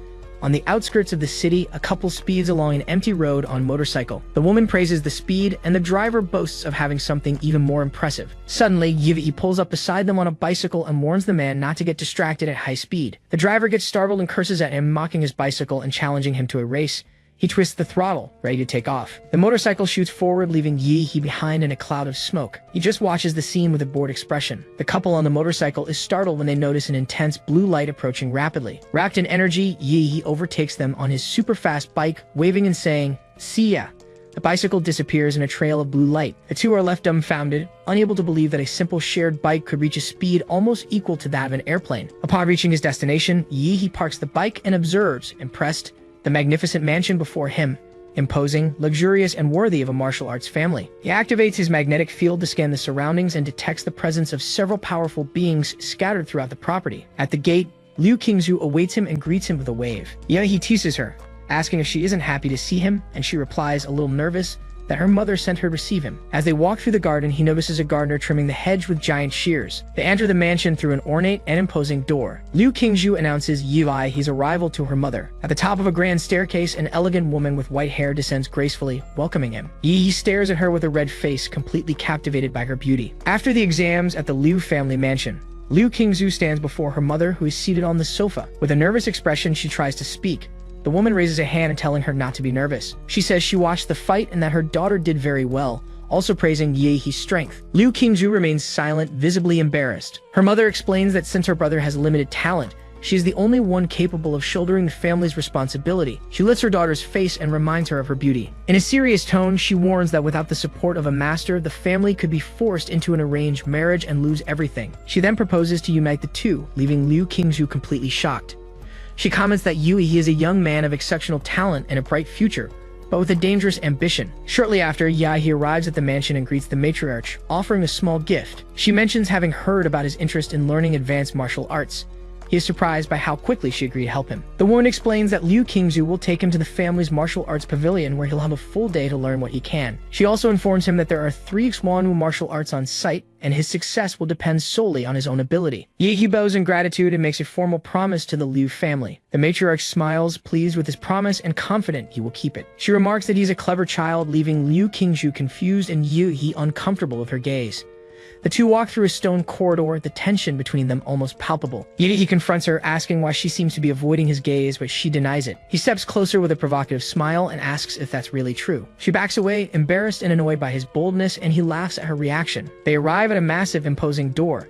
Liu Qingzhu explains that the structure is made of a special stone capable of dissolving the attack power of a Xuanwu master. With a curious glance, she allows him to try, wondering why he doesn't seem more impressed by the material. He concentrates blue energy into his fist and prepares to strike. The sight of his attack awakens bad memories for Liu Qingzhu. He unleashes a powerful punch that echoes throughout the chamber, but the door doesn't move. He steps back, surprised to see that not even a crack has appeared. He complains that the blow felt like it sank into mud and that over 90% of his strength was absorbed. while Liu Qingzhu laughs at his failure. She guides him inside the pavilion and explains that the martial arts are divided into categories which can be accessed with an identity card. The two proceed to a small stone room in the deepest part where they need to scan the card again to enter. She warns him that it's impossible to comprehend Xuanwang martial arts in just one day and suggests he choose something more suitable. He smiles and teases her, asking if she's worried about him, which annoys her. She approaches a panel and enters a password, explaining that the room is extremely secure. The door opens, revealing the entrance to a secret room. Inside, 3 immense vaults guard the Liu family's secrets. On one of them, the name "The Devil in Flesh and Bone" is engraved.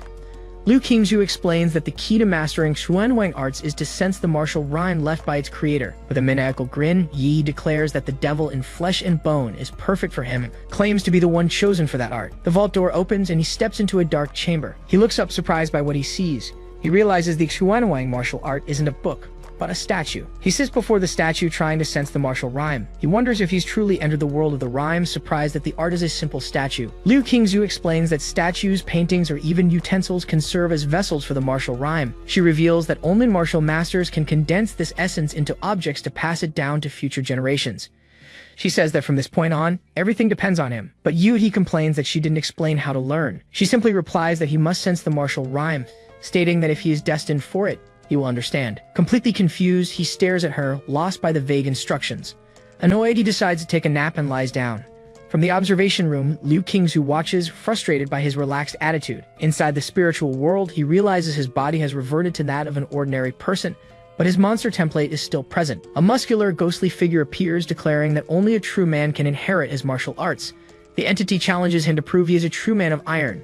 He is shocked to realize the figure is identical to the statue. The spirit orders him to protect the temple from hundreds of ghosts during a storm. The scene shifts to a dark corner of the temple, where a spider web covered in dewdrops glistens. A drop falls on his face and he realizes it has started to rain. The Bodhisattva statue stares at him and he understands the test has begun. He picks up a nearby sword in the temple. Outside, a horde of red-eyed ghosts advances through the storm. With the sword in hand, he prepares for battle. The ghosts invade the temple, rushing toward him. He cuts down the first one with a firm strike and sees the blade gleam. He realizes the test wouldn't leave him to fight unarmed, and that there must be other hidden items. He leaps through the temple, cutting down the ghosts with precision. The spirit watches everything, mocking him for daring to leave the temple's protection. He grumbles, saying he has to collect the ghost bodies every time. He expertly cuts down his enemies, moving with agility across the battlefield. A larger ghost rushes forward to attack him. He splits it with a precise strike. The statue's spirit is surprised to see that none of the ghosts can even get close to him. He realizes that his system automatically protects him in the spiritual world, making him immune to the attacks. With a shout of euphoria, he celebrates having an invincible body in this place. He charges forward without fear and easily eliminates all the remaining ghosts. The spirit watches, shocked, unable to understand how he isn't affected by the martial rhyme's effects. He, with a smug smile, explains there's no secret, just hard work and constant practice. The spirit accepts his answer and decides to grant him the inheritance, since he has subjugated the hundreds of ghosts. Then Yi shatters the Bodhisattva statue with a single blow. In its place, a pit appears, emitting an intense red light. The spirit reveals that the pit contains the essence of the evil spirit he condensed in life, along with the devil in flesh and bone technique. He then hurls He into the pit. Impressed, he remarks that it's the first time he's seen a young man with such a unique personality. As he watches, he recalls his prime when he was a hero capable of traversing an S-level secret realm. He explains that he lived and died using the devil in flesh and bone technique, but over time the evil spirits eventually turned against him. Before dying, he mixed his soul with the martial rhyme and sealed it inside the statue. He explains that although the evil spirits have dissipated, the remaining power is still immense, and if He can subdue them, he will surpass his former self. Back in the observation room, Liu Qingzhu and her mother are monitoring his progress. Suddenly, Liu Qingzhu's face fills with astonishment as she notices a drastic change on the screen. She turns to her mother, alarmed, and asks what's happening as she sees He's body writhing on the floor. They watch the screen with concern. Liu Qingzhu remarks that he had a smug smile on his face before passing out, but that's over now. The mother explains that martial art was obtained by her grandfather, who, despite being a grandmaster, was rejected by the statue and suffered severe internal injuries. She concludes that the path to extraordinary power is unbearable for ordinary people. But before she can finish her sentence, something on the screen surprises her.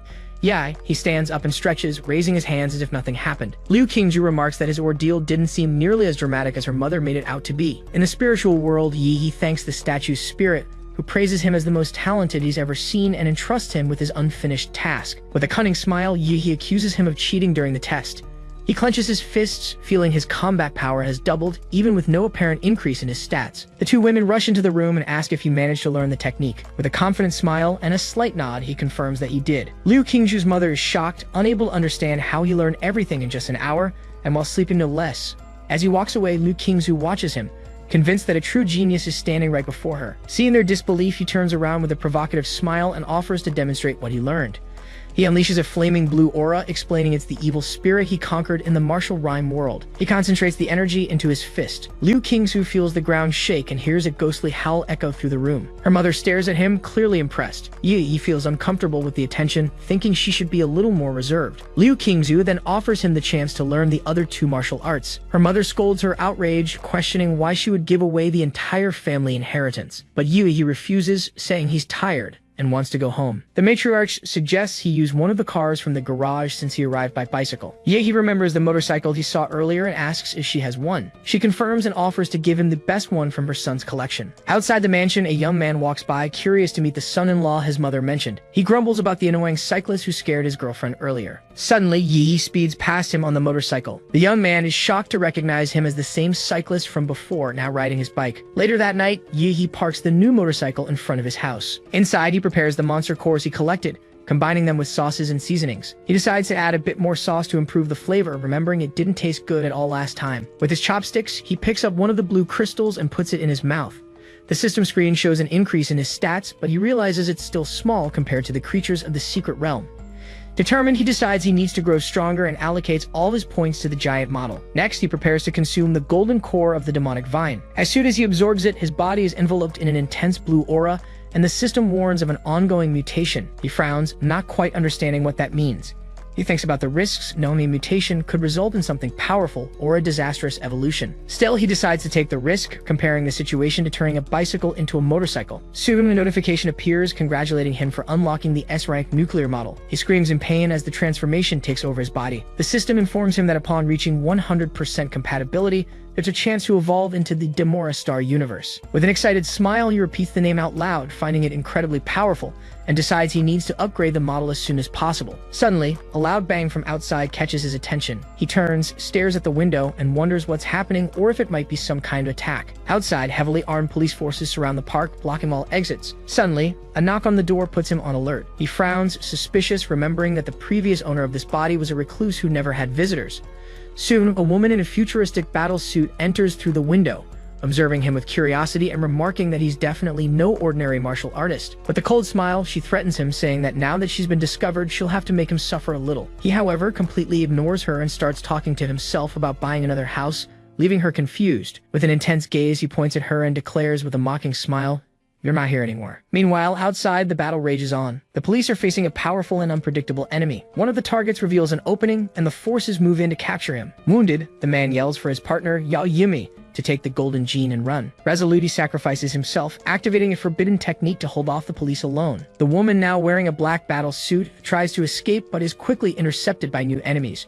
She laments the suit's color change, but the man scolds her for wasting time on it. With a steady gaze, she hides the valuable item, and the two escape through a manhole. The pair emerges in a dark, abandoned city alley, celebrating that they've lost their pursuers.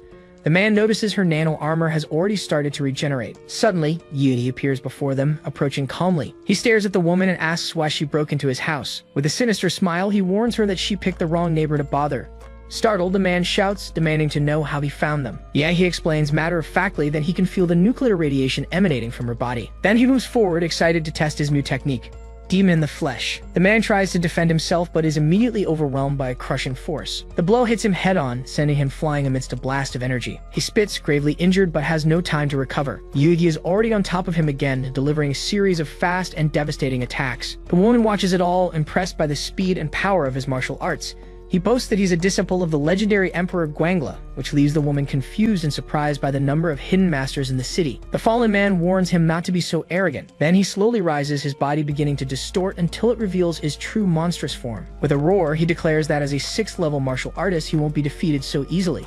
The creature stumps its foot hard on the ground, creating a powerful shockwave that cracks the pavement. Moments later, it charges forward at high speed, ready to crush Yagi, but he just smiles, clenching his fists and saying that now the fight has gotten interesting. Suddenly, the woman reappears in stealth mode, emerging behind him. She was the real attacker all along. However, before she can land the blow, he reacts in an instant, firing a beam of energy that hits her squarely. The impact sends her flying into a wall, destroying part of the structure. The monster laments his partner's failed ambush and growls, annoyed, saying he'll have to handle this himself. He faces him with a confident smile, adjusting his combat stance. The monster fires a powerful energy blast, but he blocks it with ease. Surprised, the enemy's eyes widen as he realizes how much his defensive power has increased. The creature then boasts, proudly revealing its true identity, an iron-crowned rhinoceros, and challenges him to try and break its impenetrable defense. He intercepts one of the horns with his arm, locking them in a brutal clash of forces. With a furious cry, the monster attacks again, roaring that he's going to send him straight to hell. The rhino turns toward the smoke, mocking his opponent's arrogance. He looks around, confused, unable to find Yui anywhere. Suddenly, he senses a presence and looks up, shocked. A colossal, monstrous figure appears before him, shrouded in smoke and lightning. He screams in terror, unsure if it's a demonic beast or if Yi is transformed. The giant attacks with tentacles of blue energy. The impact hurls him backward. He tries to fight back, but is hit head-on by the massive attack. The blow smashes him into the ground, creating a crater. The giant focuses energy into its fist and fires a blue skull-shaped sphere. A system screen displays Yui's status in his ultra-gigantic form. The woman watches the battle, shocked by the overwhelming power. She regrets provoking a monster like him. She realizes she can't escape, and that if the fight continues, her partner will be defeated. She watches the giant from atop a building, preparing her next move. She launches into the air, spinning threads of orange energy around her body. The nano-armor's molecular threads latch onto the giant's face, strong enough to cut through metal. She yells that even as a giant, he still has human weaknesses. The thread slices through the creature and its head slumps to the side. She lands on the ground, exhausted, unsure if she succeeded, but the body still fires a beam of energy. The woman looks up, terrified, as the beam approaches. She stammers the word monster before being engulfed by the light. The last image in her mind is the infinite blue globe destroying everything around her. The smoke from the explosion slowly dissipates. He, back in human form, walks through the rubble. He approaches the man's injured body. With a cold gaze, he says it's his turn now. The man glares at him, defeated, and calls him a monster. He replies that it's only fair for those who killed to be prepared to die. In the distance, police lights flash in the dark alley. The injured man decides that if he's going down, he's taking Yi with him. He reveals that the woman hid the golden gene in his room. With a maniacal smile, he warns that Yi will now be hunted forever. He cuts him off with a kick, saying he talks too much. He realizes he needs to get rid of it before the police arrive. He looks at the destroyed building and regrets going too far this time. Back at his apartment, he sits on the floor. He sends a message to Liu Qingzhu's mother, asking about the police interrogation. She advises him to lay low until university classes start, and he reassures her. He thinks it was a good idea to have given her a heads up. He picks up the device containing the golden gene. He recognizes the symbol on the object, the logo of Laserbird, a biotech giant. He concludes the pair had stolen the item and were being hunted while on the run. He remembers the man's words and understands that all the trouble has now fallen on him. Looking through the broken window, he decides it's time to move.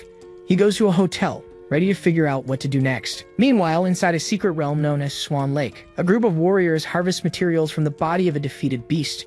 Suddenly, one of the members turns, startled, saying something is wrong. A wave of dark, crackling energy surges forward, consuming the landscape with roars. From the darkness, an enraged horde of demonic monsters emerges. The creatures advance en masse, destroying everything in their path. In the distance, a gigantic figure rests on a makeshift throne atop a trail of destruction. It is a 5th-level sovereign beast, a colossal wolf with dark fur and red eyes. The warriors panic, shouting to warn the military about the beast hide. The enormous wolf stares at the battlefield. Its red eye glows with power. It opens its mouth and gathers a sphere of purple energy. The creature fires multiple projectiles that bombard the ground amidst the chaos. One of the warriors screams for reinforcements into his communicator. In an instant, his arm is gone and the call for help is lost. The blood-eyed Sin Wolf rises to its full height and lets out a devastating roar. With the roar, the horde's leader orders a full advance. The army of monsters marches toward a dimensional portal opening in the sky. On the other side, the portal appears over Anqing City. Civilians look up, terrified by the anomaly. An alert announces that the beast tide will arrive in 20 minutes. The military forces are already on the move. Soldiers march through the streets as an emergency summons calls all martial artists to the front lines. At the ancient train station, an announcement asks citizens to remain calm and orderly. During the evacuation, children and students have priority. They are the city's future. In the mayor's office, Guan King is informed that no reinforcements are coming. All cities are overwhelmed with invasion alerts. His assistant confirms that no one is coming to help as even the safe zones are focused on their own defenses. Desperate, the mayor asks if the neighboring city of Huadu can't send at least one grandmaster. He collapses into his chair upon hearing that Huadu is facing an even greater threat and has mobilized all its forces. His face etched with tension, he stands and declares that the battle for Anqing will depend on them alone. Meanwhile, at a training center, two fighters face off in an intense match. Xu Zhao moves in, preparing to deliver a decisive blow. The punch, charged with blue energy, strikes his opponent's face hard. The light blue-haired fighter slides back but manages to keep his balance. Xu Zhao smirks at him, praising him for withstanding the hit. After training, they talk about Xu Zhao's rapid progress, noting he's gotten terrifyingly strong in just 1 month. Mid-conversation, his expression changes. An emergency alert flashes on the city panel. His friend shows him the evacuation order on his phone, which prioritizes students and asks if he plans to leave. Xu Zhou calmly replies that his friend with his talent is the one who should flee to safety. The other grins, excited, saying that if they're staying, there's only one thing left to do. Meanwhile, at the Liu family mansion, the sky takes on an ominous red hue. Liu Qingzhu approaches her mother, Qinlan, and says she wants to join the defense forces. Qinlan explains the desperate situation, saying their chances are slim and that her daughter's life belongs to the family. Liu Qingzhu lowers her gaze, silent for a moment. Then she turns and firmly states that a family of martial artists who won't fight monsters doesn't deserve to survive. The sign on a nearby commercial building shakes violently. In another room, Qinlan announces they are leaving the city and asks about the boy, Yehi. She decides to send him a message, letting him choose his own destiny. In the secret realm of Swan Lake, veteran warriors and volunteers gather on the front lines. Trading taunts and words of encouragement, they recall past battles as they prepare to fight together once more. Weapons in hand, the army of city defenders advances as one against the tide of beasts. At the kingdom's entrance, a massive military fleet forms the last line of defense, with orders to hold their position at all costs. Mayor Huang Qing explains that the vanguard, made up of the city's best warriors, must collect data and return alive. Suddenly, his eyes widen at the sound coming from the portal. A single, gravely wounded soldier stumbles out. He collapses at the mayor's feet as medics rush to his aid. With a mangled hand, he hands over a flash drive containing all the battle data. The mayor takes it and desperately asks where the others are. The soldier confirms they all died in combat. In agony, he screams that the tide of beasts crushed everything, leaving no trace behind. With his last breath, he warns of a black ape that lured them into a trap. At that moment, a gigantic mass of black crystal bursts through the dimensional portal. The mysterious object smashes into a downtown building, causing a colossal explosion. Boulders rain from the sky, crashing down on streets and vehicles. Mayor Huang Qing realizes the bombardment is targeting the defensive mines beneath the tower. The mines detonate in a chain reaction, destroying the unfinished structures. Amidst the fire, a soldier shouts orders to retaliate with full force. The mayor watches his soldiers counterattack, trying to remain calm. He quickly concludes the monsters are using long-range tactics, something unusual for them. His face twisted with fury, he curses the beasts for their unexpected strategy. A second, even larger wave emerges from the portal and advances on the city. Heavy artillery fires non-stop, trying to hold back the new threat. Through the smoke, a soldier on the ground sees a gigantic silhouette land near him. A multi-eyed flying beast roars, ready to attack the ground troops. It lunges forward, biting a soldier with brutal speed. Then a swarm of these winged monsters descends upon the battlefield. The mayor yells for them to intercept the projectiles as quickly as possible. Back in the secret realm, it's revealed the projectiles are coming from the back of a gigantic creature. The blood-eyed black ape smirks, declaring that humanity can no longer resist. In its sovereign beast form, it roars for its soldiers to advance and destroy everything in their path. The colossal creature rampages across the battlefield, crushing the defense lines as the artillery fires relentlessly. Even under multiple explosions, the monster keeps advancing, crushing soldiers and vehicles with its bare hands. From a rooftop, Yehi watches the city burn and reflects on the uncertain future. With a steady gaze, he tells himself he won't let the monsters destroy the life he fought to build. A wild smile spreads across his face as he leaps and armor begins to form around his body. Elsewhere in the city, Lu Xuan defeats 5 beasts with an energy kick and earns a compliment from his comrade. Kai Shaoling appears soon after, taunting him that low-level monsters are nothing to be proud of. Shen Guan then shows up holding a beast core, surprised to find them there. He explains that as the children of martial artists who are fighting, they couldn't just run away. Suddenly, Lu Xuan yells for him to watch out. A military vehicle is hurled at high speed towards Shen Guan. Massive destruction continues to unfold in the city. Looking up, no one can tell who managed to hurl that armored vehicle into the air. But before it could hit anyone, it was sliced by an incredibly sharp sword. The cut was extremely precise, splitting the military vehicle into 2 halves as if it were made of butter. The blonde girl, looking back, can't hide her surprise. A lower-class creature has managed to infiltrate the rear guard. They need to be very cautious if they're going to fight it. But the monster's patience is short and immediately tries to attack the humans with its fists. The young man knows he won't be able to block that easily, And before anything worse could happen, someone intercepted the creature's attack. A large blue flash struck the creature, which looked like a huge ape. But the damage from the impact wasn't enough, and the creature tried to attack again, only to be subdued once more by the strength of Yuhi, who will take this opportunity to neutralize the creature. With his hands, he immobilized it with great ease. And since it was a threat to innocent people, it was time for the creature to be stopped. A massive beam of light from the most intense laser was directed at the creature, defeating it. A young man who saw this believed the beasts were fighting each other. However, the swordsman knows that's our protagonist. His presence in this great chaos could mean the preservation of this city for one more day. Yeah, he looked toward the survivors, saying he'll leave that district to Pengzhou as he's now going to help in other areas, disappearing instantly like a flash of lightning. High above, our protagonist can see all the destruction being caused. Using his senses, he's trying to find the area where the beasts are gathered in the largest numbers. He found it. In this dangerous area, armed men are discovering their bullets can't harm these creatures. One of them had the idea to use swords. If projectiles moving at 800 meters per second couldn't do anything, maybe he could with brute strength. His confidence was so high that all the men decided to obey. After all, what could go wrong? Bravely, they advanced toward a predictable outcome, quickly overcome by the powerful creature's defenses. It still had time to knock down others with its paws. A subordinate told the captain they needed to retreat, otherwise all fighters on that site could be defeated. The captain uses his blade to hold back some creatures. He knows his military duty. Their obligation is to buy time for people to escape. But before they could continue fighting, a dark red mist began to emanate from the monsters' bodies. It seemed to be absorbed by the larger creature.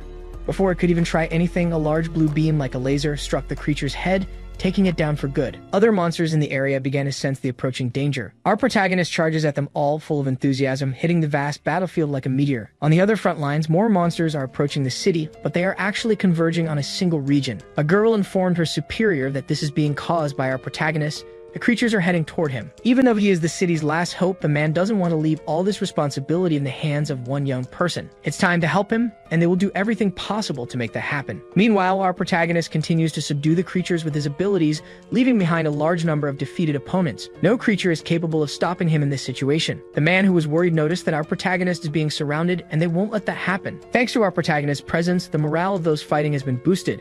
They don't want to lose the city like this. An enormous monster, wanting to take out its frustration on someone, charges forward. But before it could hit its target, it crashed into a magical barrier. That large structure was created by someone, and the one responsible is flying through the air. He knows he won't be able to stop the advance of the most powerful primitive beasts. One of them managed to climb it as if it were a tree. And once in the air, it wants to attack this citizen. What it didn't know was that he was prepared and is now going to show his power, firing a completely overwhelming energy at the creature. But the man's eyes are focused on the entire battle. A creature of absurd dimensions is coming from the sky. That is the Mountain Smasher, a level 4 Lord-class creature, king of its kind. The man knows things just got serious. If the sovereign monarch has entered the battlefield, the situation is critical. Changing his strategy, he touched the magical barrier with his hand, using his mountain smashing technique.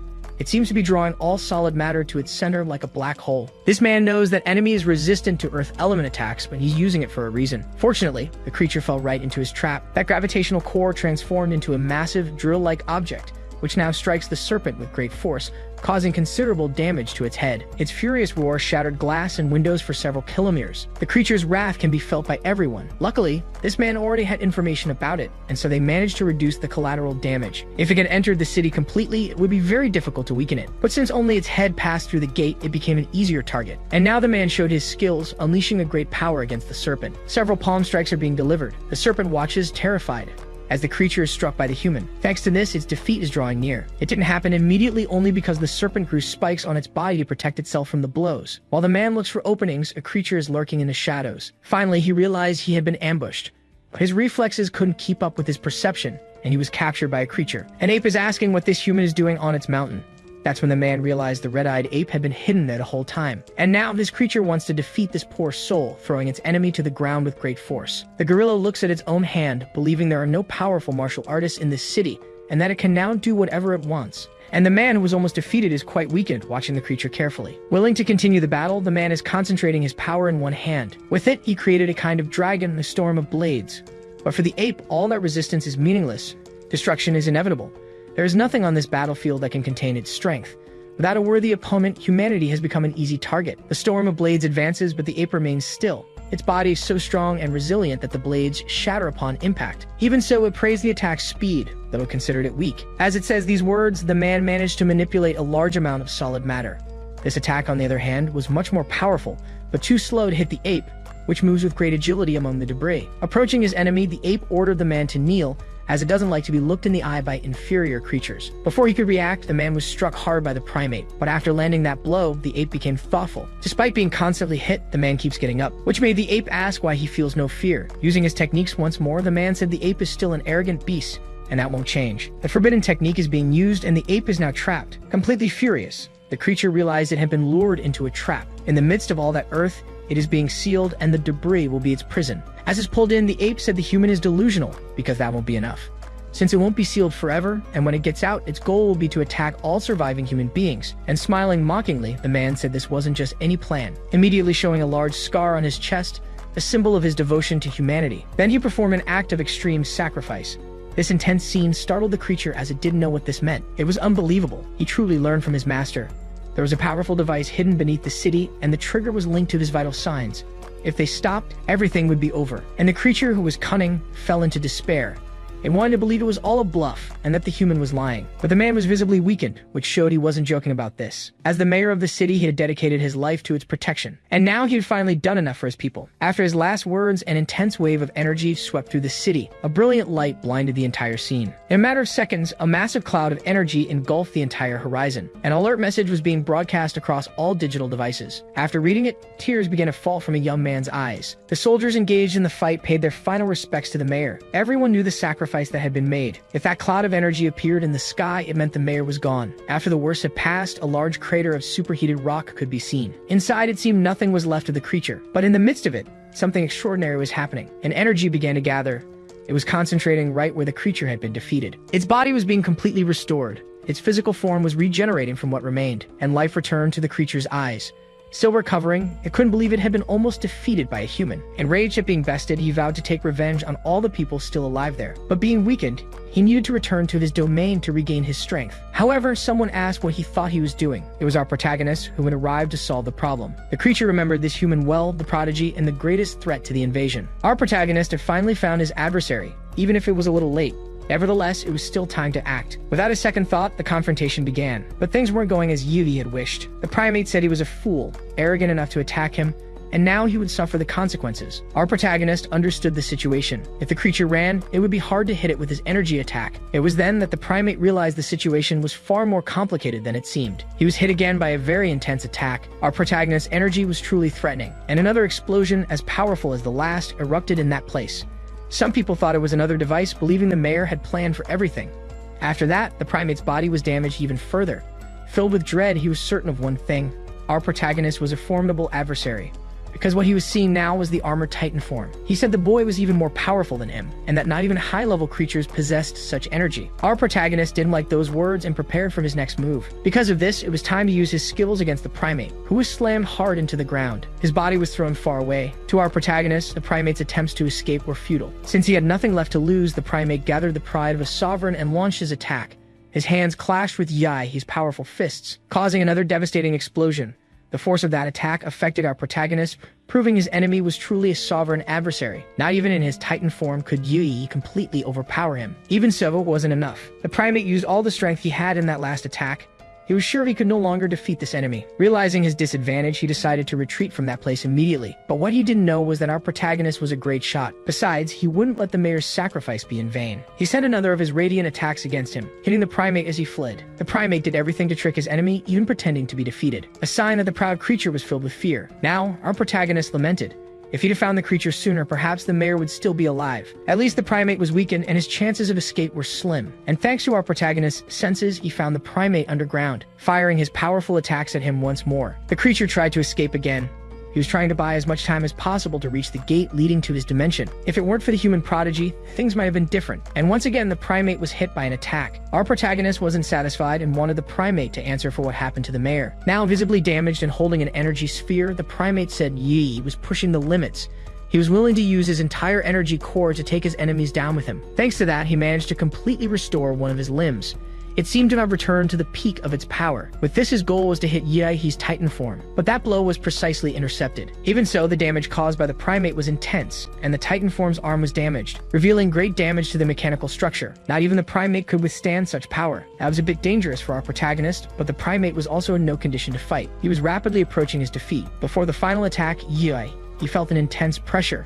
as if he were the victim of a mental assault. That's when he realized there might be another expert in that place. Looking at the battlefield, he noticed several hands had appeared, and they were pushing the primate's body away.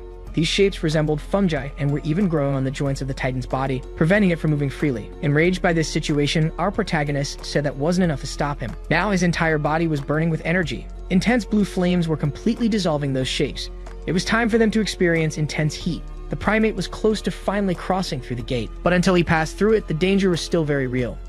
An imposing and menacing figure wreathed in flames was approaching quickly. This left the primate completely desperate. If they didn't hurry up and flee, there would be no escape. The shapes were hurrying, and the person responsible was trying their best. Our protagonist was surprised by what he saw and wondered if that was also a magical creature. The mysterious shapes had merged, creating a huge creature of terrible power. The city was still heavily damaged from the battle, and the thing that seemed responsible for the primate's escape was taking form. Its eyes were finally revealed. They were menacing and deep. The creature also let out a fierce, deafening, and dangerous roar. Our protagonist managed to block the hearing of his giant form, but his mind was still affected by the sound. It was as if he were being enveloped by that energy. After what happened, many people were affected, and he couldn't let the primate escape like this.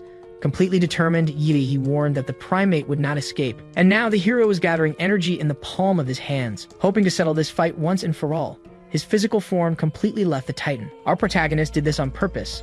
That was his specialty, a small, concentrated sphere of energy. Slowly, the energy spread through the creature's body. Meanwhile, the monster formed by the shapes continued to emit its sound. Another massive explosion occurred. The people watching the fight from a safe distance were growing more confused, as the beasts invading the city were now behaving erratically. Even so, they couldn't abandon their posts, and thanks to that final attack, the ape was finally defeated. It was up to the remaining martial artists to neutralize the beasts roaming the area. It took a full day for them all to be contained. The siege on that city was won by the humans, but the cost was high.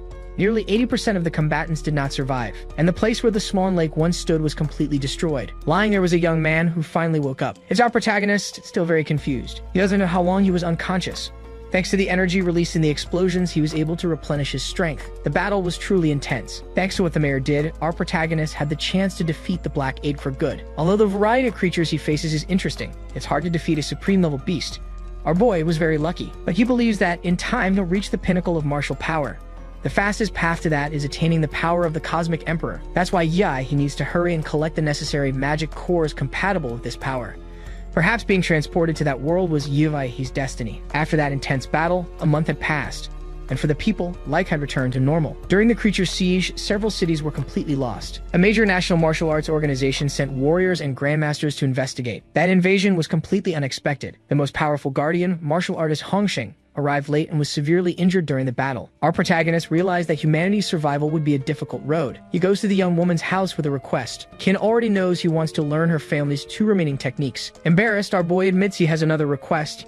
He needs her help to obtain high-quality magic cores. She explains that plant-type cores are rare and precious. Intrigued by his proposal, she asks what he can offer in return. Our protagonist knows the university's freshman orientation includes a secret dimension exam. He offers to help Qingchu take first place. She's interested but says he's underestimating the challenge, telling him he's still a long way from the other prodigies. Our boy knows she's entrusted her family's future to him, so he thinks she should be a bit more optimistic. Standing up, she seems to agree, stating she'll help him one more time. Back in the city, our boy arrives at the hospital. He's immediately recognized by several people who now see him as a true hero. Among them are many admirers. Our protagonist goes to visit his friend, who is no longer the most popular guy in town. Another young man in the infirmary is also thrilled by the visit, but our boy has no idea who he is. The guy's name is Xuan, and they fought once. Despite a severe leg injury, he's doing okay. Thanks to modern technology, he can get an advanced prosthetic. Our protagonist is impressed by his former opponent's courage in getting badly injured to defend the city. As he's thinking, he gets a call, and that's been happening a lot lately. His phone has been ringing off the hook. On the other end of the line, a man with a mustache is complaining that he needs to pay attention. This includes the admissions officers from the Imperial University. A special train will pick him up in 3 days to start his training. The heavily bandaged young man also gets a call. They both want to prepare for the university. The only one who isn't a top student is the one injured in the battle. But he still has something to do before he goes. He returns to the site of the massive energy impact, which is still shrouded in a toxic cloud. Our protagonist goes back, his power is activated. A dense fog is forming around him. As the Cosmic Emperor, he absorbs the energy. After his last battle, he increased his sync rate with the title by 1.5%. The residual energy here allows him to cultivate efficiently. He has been doing this for the past 3 days, but he can't stay there forever.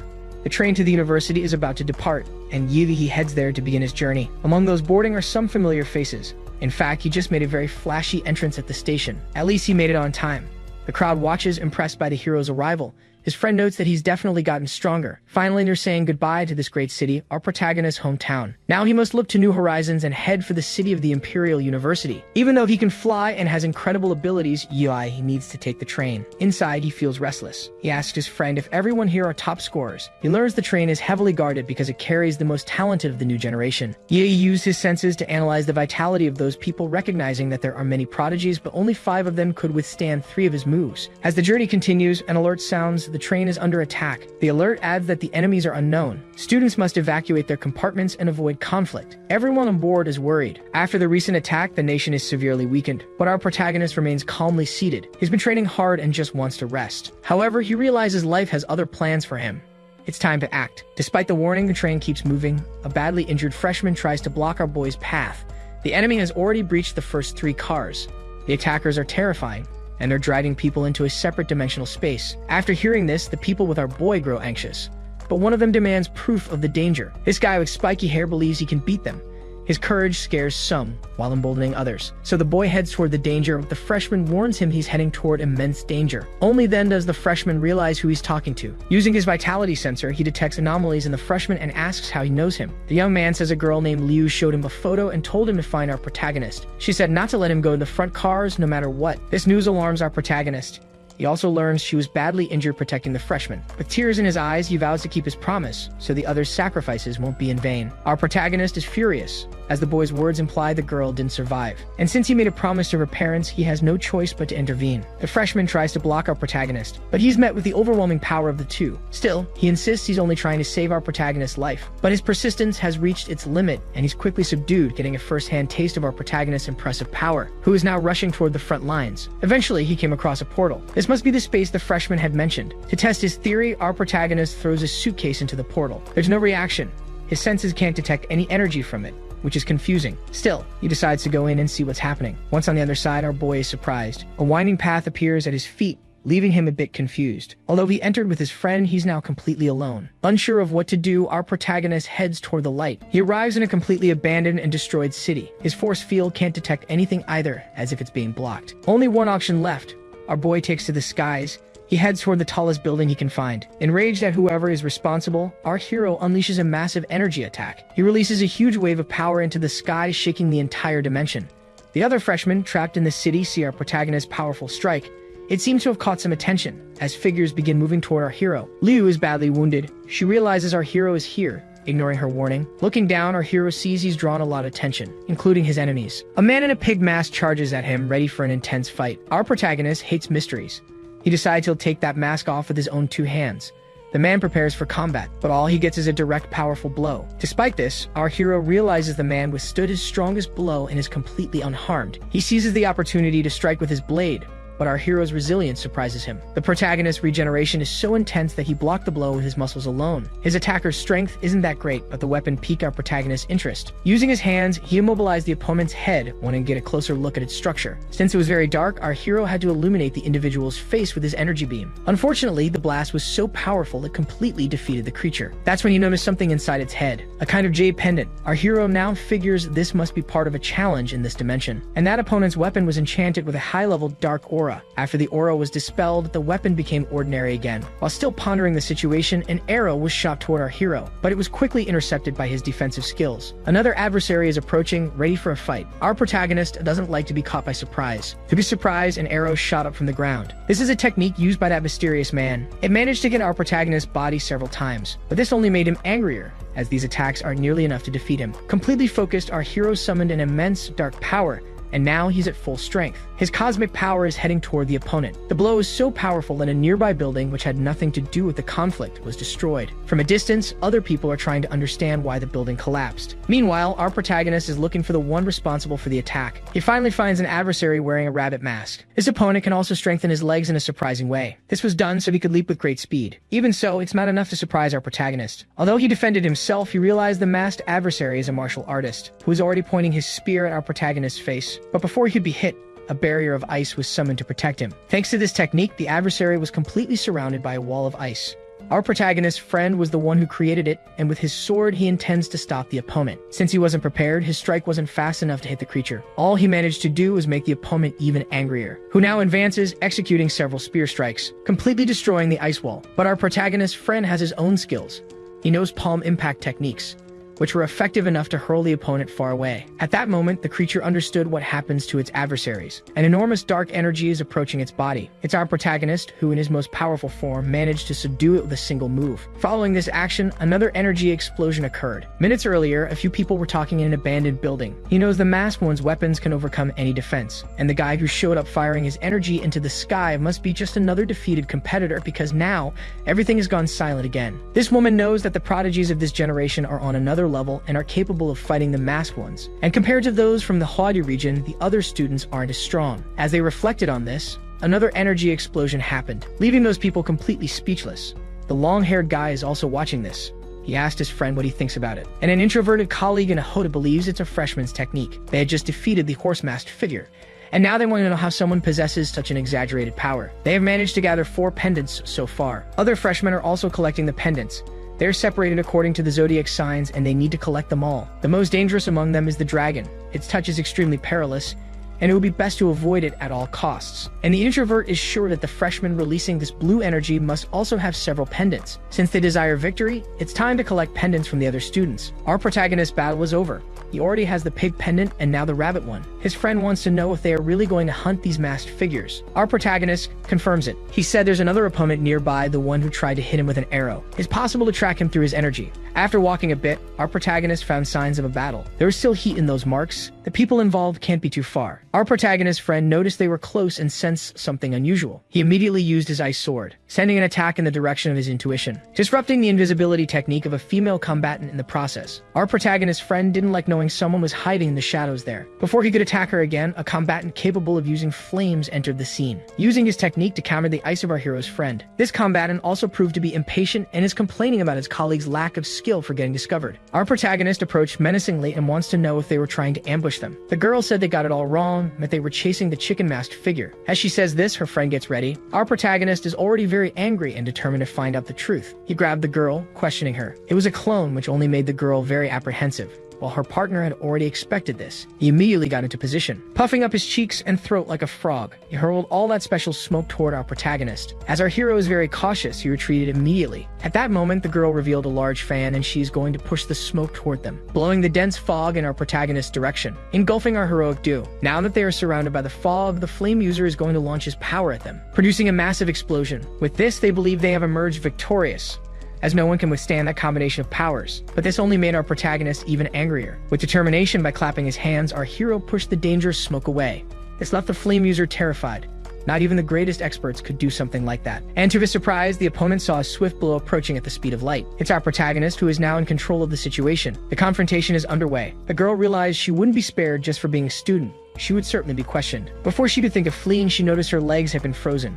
She had completely ignored our protagonist's friend, who is now approaching her, determined to know who was behind the plan. The student knows there's no way to reason with a motivated adversary. She used her wind to break the ice that trapped her feet. Like a projectile, she began to flee in desperation. What she didn't know was that she would be captured immediately. Looking back, astonishment filled her eyes. Our protagonist confronted the student as he went to that location prepared to fulfill his mission. This time, the approach would be direct and there would be no hesitation. However, luckily for her, she managed to escape. This only activated our protagonist's pursuit instinct, and he was determined to recapture her. He unleashed his intimidating energy, the one he uses to confront adversaries, capturing the student who can no longer escape as she was restrained by the energy of those he had already confronted. Our protagonist ordered her to accept her fate, as there was no one to help her now. Completely surrendered, she decided to hand over the item, the 2 pendants they had collected. Since he was in a good mood, our protagonist told her to tell him everything she knows. The student said that to win this challenge, it's necessary to collect 12 pendants. Possessing a lot of information, she suggested guiding our protagonist inside that place, planning to take advantage of the situation and grab the pendants if he were defeated. But exuding an intimidating energy, our protagonist said that wouldn't be necessary.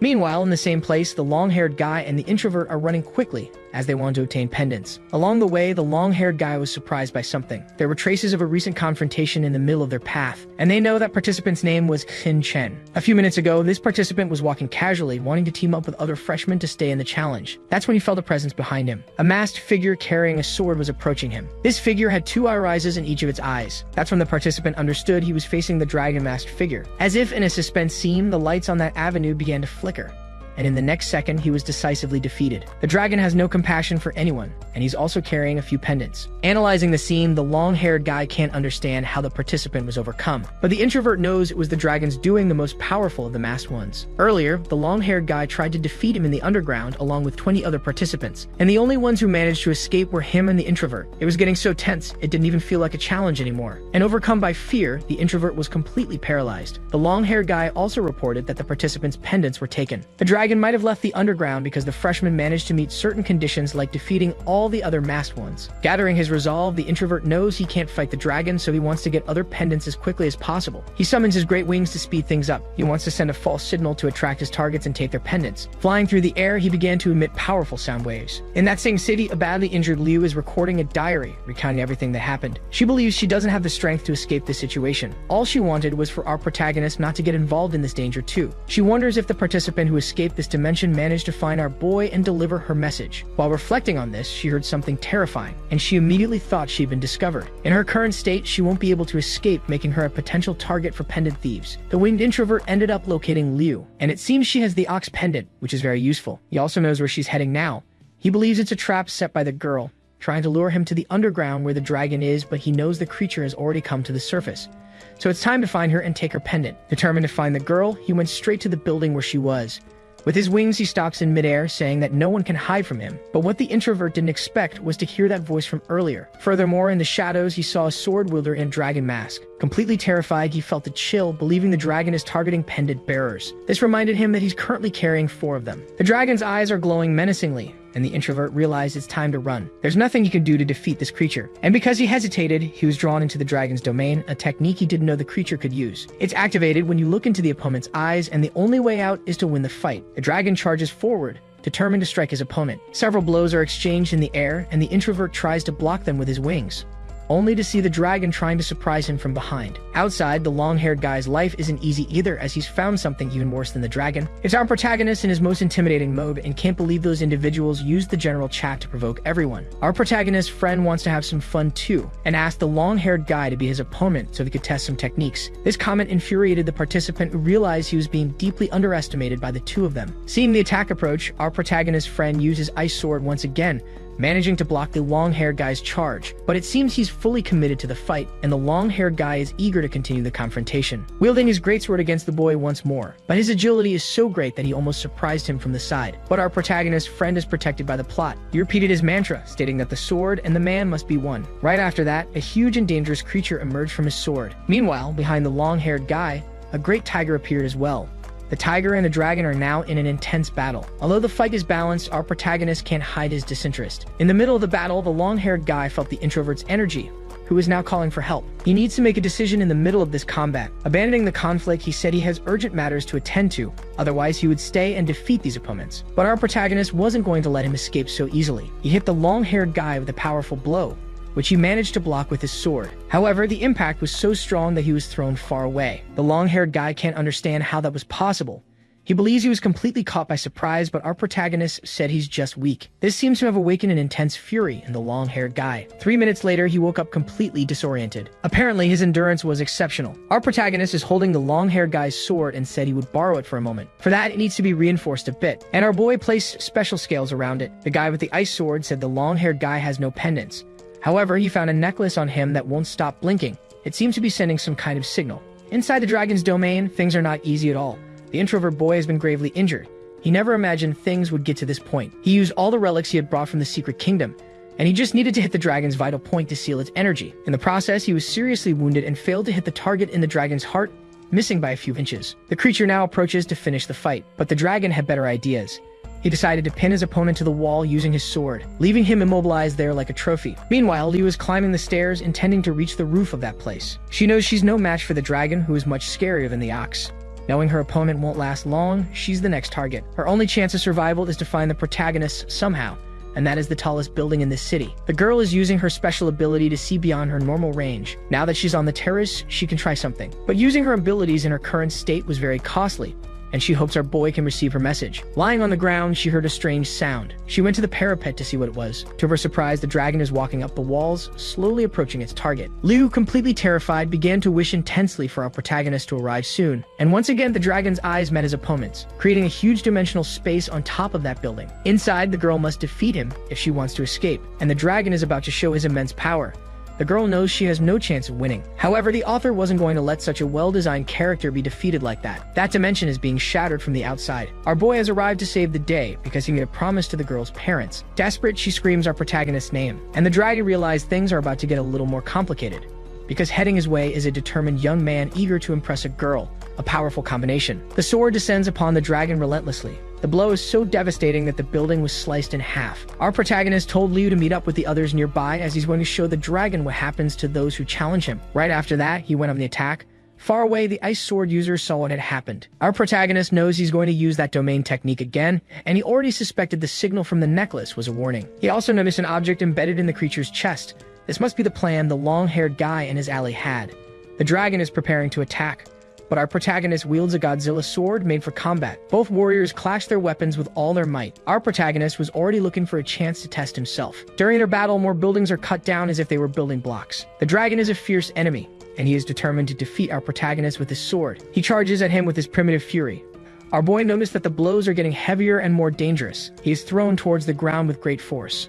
But in the midst of all that dust, a cosmic energy is gathering. The dragon understood this could be very dangerous, and Godzilla's atomic breath came down on him, devastating and relentless. Finally, our protagonist found a worthy opponent, one that required him to don his Godzilla armor. He knows the dragon won't be defeated so easily. After that powerful blow, part of the dragon's mask was destroyed, revealing a human face. This motivated our protagonist, who sensed that the battle would become even more intense. The dragon charges at him once again, determined to defeat him with the next strike. Our protagonist felt the immediate danger, but in his Godzilla form, he is immensely powerful. However, he soon discovered that by destroying part of the mask, the dragon's strength and speed had increased. And that's not all. A special ocular technique is now being used constantly. With his great strength, the dragon managed to shatter the magnificent sword. This left our protagonist quite surprised, because now he has no weapon capable of withstanding that powerful assault, and the dragon's katana is approaching faster and faster. At that moment, the protagonist acted decisively, activating his maximum power and stopping the sword with incredible force. Finally, he managed to restrain his adversary. At such a short distance, his attacks are very effective. Even the dragon realized there was no escape. He was hit by a powerful blow to the chin. With that strike, his mask was completely destroyed. But our protagonist continued his offensive. He unleashed a sequence of swift attacks against the dragon. Our protagonist is aiming for vulnerable points to neutralize his opponent. At the same time, he's blocking his adversary's energy points, increasing the internal damage. From the force of the blows, the dragon became very weak and even dropped his sword. But he did this cunningly, kicking the blade with his foot, intending to hit our hero, who was already expecting some kind of strategy like this. But while he's wearing the Godzilla armor, there's nothing the dragon can do to win. Our protagonist used a fan to block this attack. Now it's time to end everything with his power. The protagonist summoned a great cyclone of shadows to envelop his adversary, and the great cyclone continues to spin without stopping. In the middle of it, the dragon is being overwhelmed and dark energy surrounds him. But our protagonist wasn't finished yet. He wants to confront this enemy one more time, charging at him with all of his kaiju fury,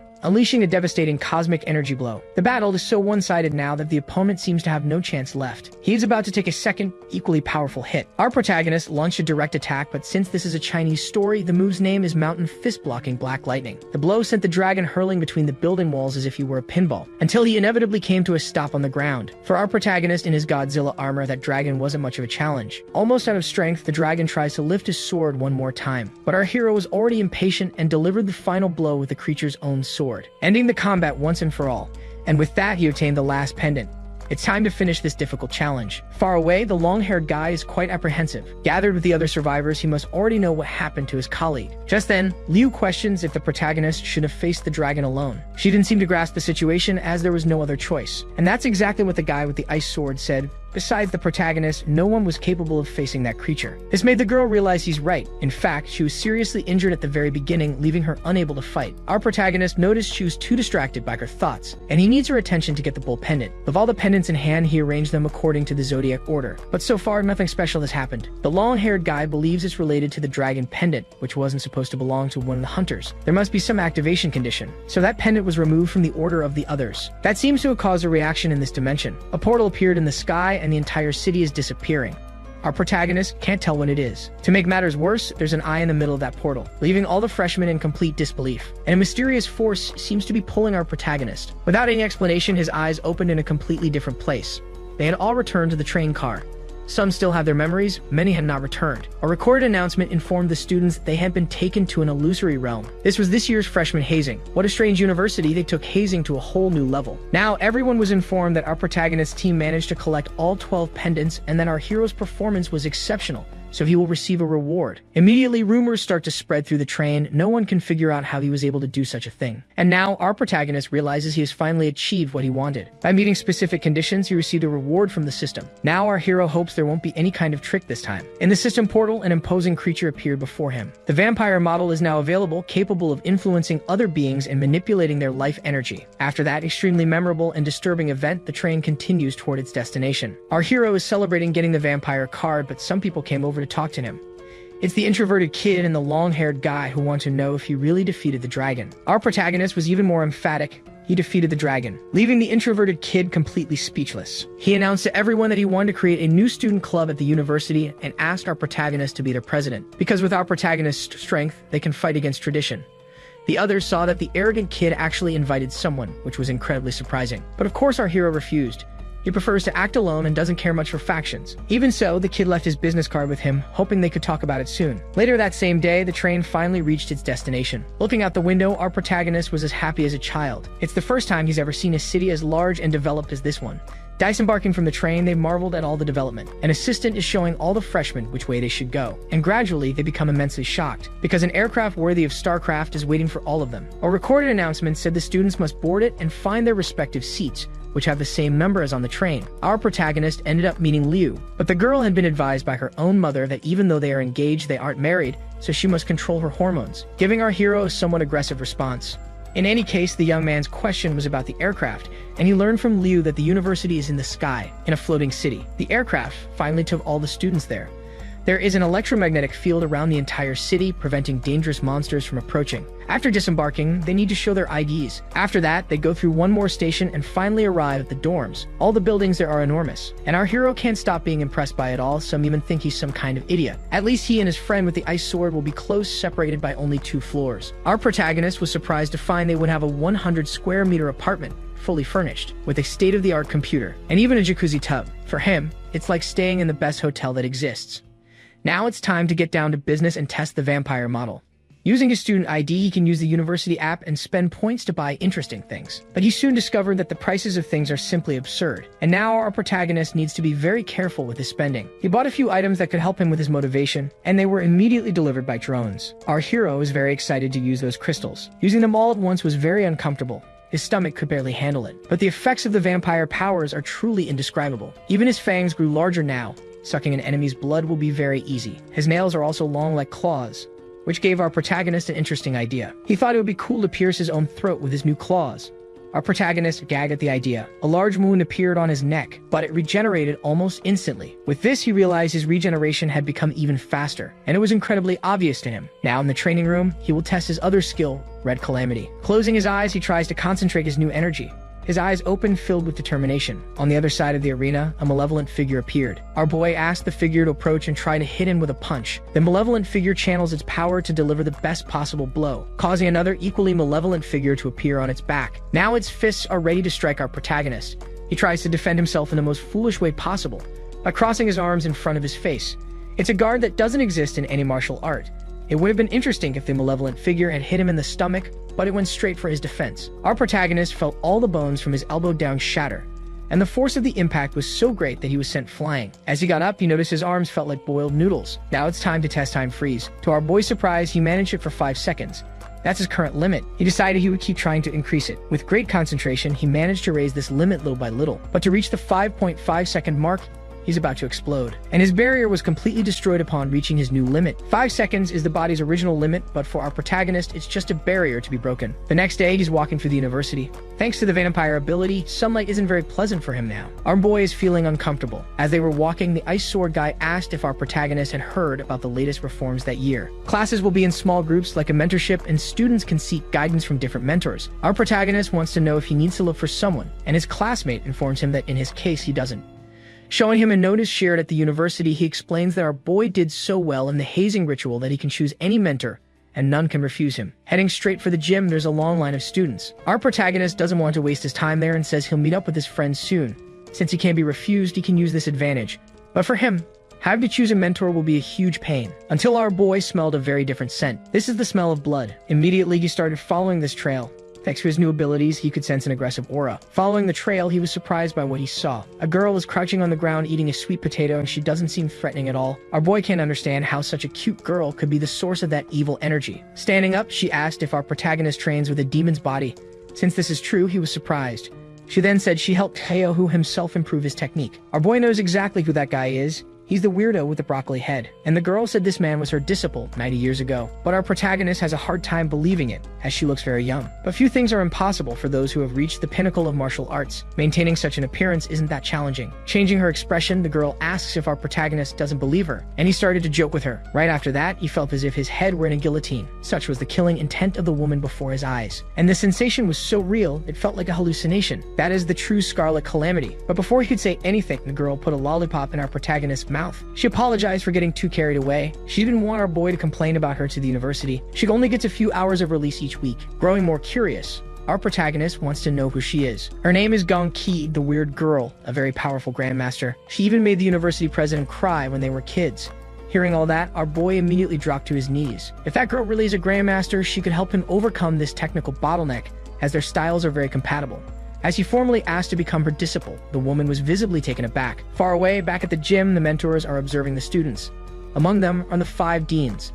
The other students never imagined they would be there, but they only came to this selection because of our protagonist, who managed to overcome that deadly challenge, since he achieved the maximum score in all categories by defeating the dragon. To the deans, our protagonist doesn't even know who the dragon really was. He's a model created by a supercomputer based on Hongsheng's abilities when he entered the university decades ago. No one has surpassed his data in a century. And if our protagonist defeated that artificial model, it's because he possesses great talent. Everyone is eager to meet him. But a secretary brings the dean terrible news, because he had already chosen the weird girl as his mentor, leaving all the professors visibly upset. At first, she didn't much like the idea of having that young man as her disciple. In fact, she said she had already been expelled from this grand institution. But our protagonist knows she gets out a few hours a week, which would be more than enough, and he can help her win her freedom. A completely irresistible offer for her. While they were discussing her terms, all the deans appeared. The stone man reminded the weird woman of her own words. She had promised not to interact with students when she was free, and due to her mental state, she is not fit to teach. The old man told her to go home, but the woman was not willing to do so. But not wanting to antagonize them, she called her new disciple to go home together. As he follows his new mentor, our protagonist observes the university, until they arrived in front of a large door.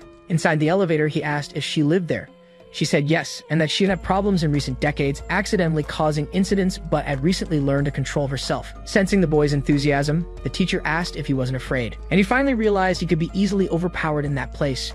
Curiously, they arrived at a very particular floor. When the elevator door opened, he saw a narrow hallway designed that way because only that teacher ever passes through. There was a countdown happening, and our protagonist wanted to know what caused it. Anxious and in a hurry, the teacher said they needed to get to the other side immediately. If she didn't make it in time, an alarm would sound at the university and everyone would be looking for her. Helping his new mentor, our protagonist hurried to get through as well. On the other side of the door, they were completely isolated from the outside world, and a barrier also appeared, an intense energy field. This causes any martial technique in that space to be greatly weakened. The teacher explained that this was her containment housing.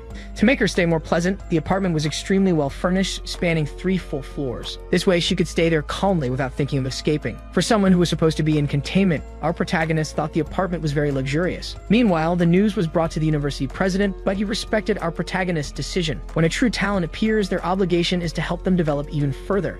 And the president believes the teacher will be useful. Since she is constantly monitored, they already know that both are inside her quarters. There is still a 5% chance of her losing control, and a 90% chance of our protagonist being severely injured if that happens. The president knows that special class fighters always have a complicated history, and in times of crisis they are sent to front lines, so our protagonist needs to be prepared, because he knows this new generation doesn't have enough time. It's been many decades since the woman last taught someone, and our protagonist believes they are about to start their training session. He asked if she wasn't going to contain her power for this, but the woman had forgotten. As she's stretching, our protagonist says he's ready. But if there's one thing he wants, it's to never feel that sense of impending defeat again. When the match began, the woman came at him with great force. Our protagonist realized she was aiming for his weak spots. Even though he had calculated 5 escape routes, he felt like he was being read like an open book. So he decided to face the problem head-on, summoning his special armor, ready to strike back against his formidable teacher.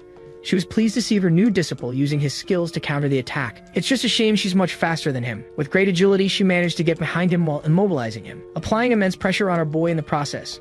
His training will definitely be intense. Without his armor, our boy realized the impact was considerable. At least he has the ability to recover. Besides, he realized his teacher wasn't going to hold back in this training. She enjoyed this opportunity too. It had been a long time since she could use her abilities so freely. Since our boy can't match her strength, he'll use something much more powerful next time, fusing the intense energy of radioactivity with his body. Fortunately, he had managed to perfect the anthropomorphism technique the night before, and the woman realized her disciple's potential was indeed very interesting. So she would show him a powerful technique as well, unleashing a blast of energy from her hands against him. It pierced right through our protagonist's technique, causing a huge explosion in the process, but he was already protected by his metal armor. The teacher's eyes watched this with great attention. The massive armor simply materialized on his back, but she was breathing calmly as it happened, directing her strike against her opponent, completely disabling our protagonist's mechanical arm. He couldn't understand how his impenetrable defense was completely ignored. The teacher quickly realized her new disciple was hiding inside that structure, proving her detection skills were terrifying, and she was determined to force him out of that metal structure. But as soon as she got close, several defenses emerged from the large armor.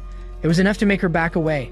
Now our protagonist would use his energy breath against her. Our boy knew he wouldn't be able to overpower her with this move, but he wanted to see how far he could push it. That's when he felt his entire body being restrained by energy chains. He again felt that overwhelming pressure. He knew this feeling all too well. The energy was descending intensely. Our protagonist tried to slow down time with his Scarlet ability, gaining precious seconds in that difficult situation. With that, he had the chance to break through this dimension. Using the power of the Scarlet Calamity, our protagonist began to open his eyes very slowly, only to find he was lying on the ground and heard from his teacher that his protection was indeed very tough. Feeling a bit dizzy, he realized he had been forcefully removed from the metal structure, his defense completely bypassed. Since this can't be done at a martial disciple's level, he believed his teacher used a trick, but she said she beat him fair and square, admitting she might have used a bit more force than necessary because being so strong, it's hard for her to control herself. Our boy had a hard time accepting those words. Emotionally, the teacher promised she wouldn't bend the rules next time. She doesn't want her disciple to get angry as she spent decades in isolation. The teacher seemed worried about losing contact with her new disciple, and now her eyes were welling up with tears. Trying to compose herself, she asked if he really wasn't going to leave. But our protagonist had worked so hard to get here, and he wasn't going to abandon her. Now the teacher seems highly motivated. It's like she wasn't shaken just moments ago. After that session, she has a sense of her new disciple's strength. He's stronger than average, but still far from her level. When she asked him what he wanted to learn, our protagonist revealed he wants to know advanced techniques like the one that broke through his armor. The teacher said that's hard to teach, but after enough practice, he'll understand how it works, because he'll feel like he's holding a thread. No matter the object, there's always an access point, and this thread can be broken. This is the line of rupture. Our boy realized his teacher's technique is very different from the other one who taught him. The first technique he learned was based on strength, while his teacher's has the precision of an expert. If he wants to learn this, it will be complicated as it requires a very solid martial arts foundation. Given this, she asked if he knows the difference between a disciple and a martial artist. It's not just about physical improvement. The biggest difference between them is in the mind. A martial artist possesses an inner vision. With it, they can refine their cultivation, seeing their own meridians and energy points. A strong spirit ultimately strengthens the body. Our boy didn't expect this teacher to be so talented at explaining things. It was thanks to her mental fortitude that she was able to become a teacher. Now our protagonist wants to know the difference in advanced techniques. She began to explain that techniques are separated into 4 levels. The first is a Chinese term, then come abyss, silence, and non-breathing. Normal students have access to unranked techniques. They are easy to use. Anyone with a little energy can make use of them. But things are different for the students at that university. Our boy seems interested in the other levels, and now they've returned to using the Chinese names. The teacher explained that the use of relics is one of these levels, artifacts recovered from other dimensions.